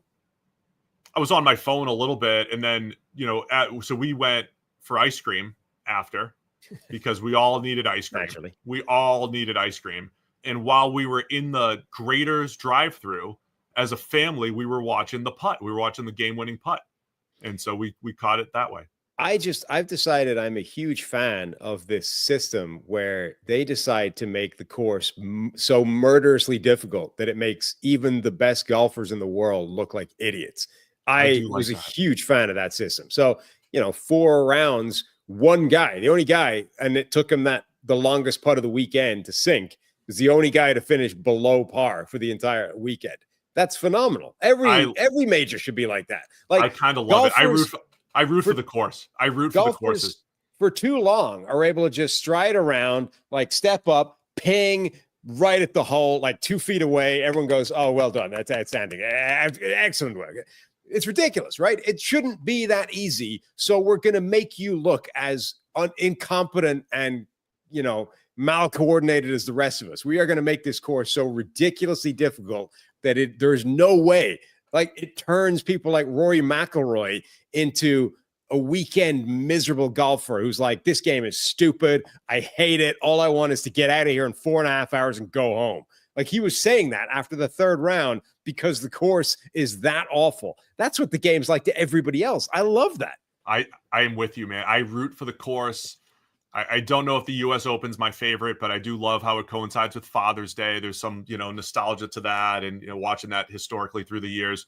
I really love the West Coast U.S. Opens actually that end at like 9 p.m. Eastern. Those are my favorite when they're on the West Coast and they go late into the night. But I root for the courses, absolutely. I root for the worst rough, all of it. I think it's great. And the golfers, they always complain, oh, you're just showing off and you're doing this crazy stuff with the greens and everything. Good. Yeah. Good. Deal with it. With it. Go ahead. I don't care if you win at +1. That's fine. That's great. That's entertaining. I completely agree with you. There was a clip somewhere. The best one I saw was, I think it was the guy that won. He perfect, approach shot. The ball bounces a few feet in front of the flag, then ends up hitting the flag, like bounced up, hit the flag. Whereas it would have bounced, past the flag, the backspin would have taken it back. It would have been like perfect.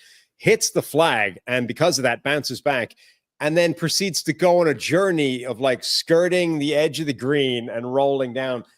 They never, I think, showed where it ended up finishing, but it's like it's rolling away for like 30 seconds, right?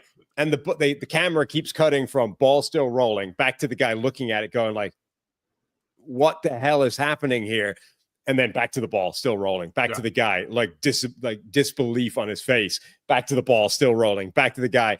It was hilarious. The ball would have been a perfect approach shot, except it hit the flag, and now it's like 45 yards away. Miles, nowhere near. I'm with you, man. Let us know in the chat. Do you also root for the course? Do you root for the worst course possible? And they were complaining at the Masters that they were making the Masters too long and everything. But I mean, these are guys in between the majors. All the best players are like 15 under and 20 below. They've had it their way for too long. Yeah. It's time to fight back. Every now and again, you should be fighting to break par. I agree. Golf is not about looking good and it being easy. It's about struggling your way through a miserable game where every third shot you end up shanking it into the trees. And if I like professional golfers should be brought back to that reality again. Love it. So anyway, good times. Yesterday. There's some guy, just to wrap up this show, there's some guy in the chat for the entire show has been bitching at me for having Josh Allen above Patrick Mahomes as the best quarterback in the game.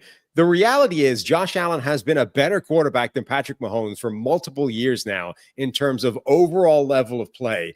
And okay, he has yet to do it in the playoffs in terms of winning the games to get to and win a Super Bowl. But Josh Allen has played pretty well in the playoffs.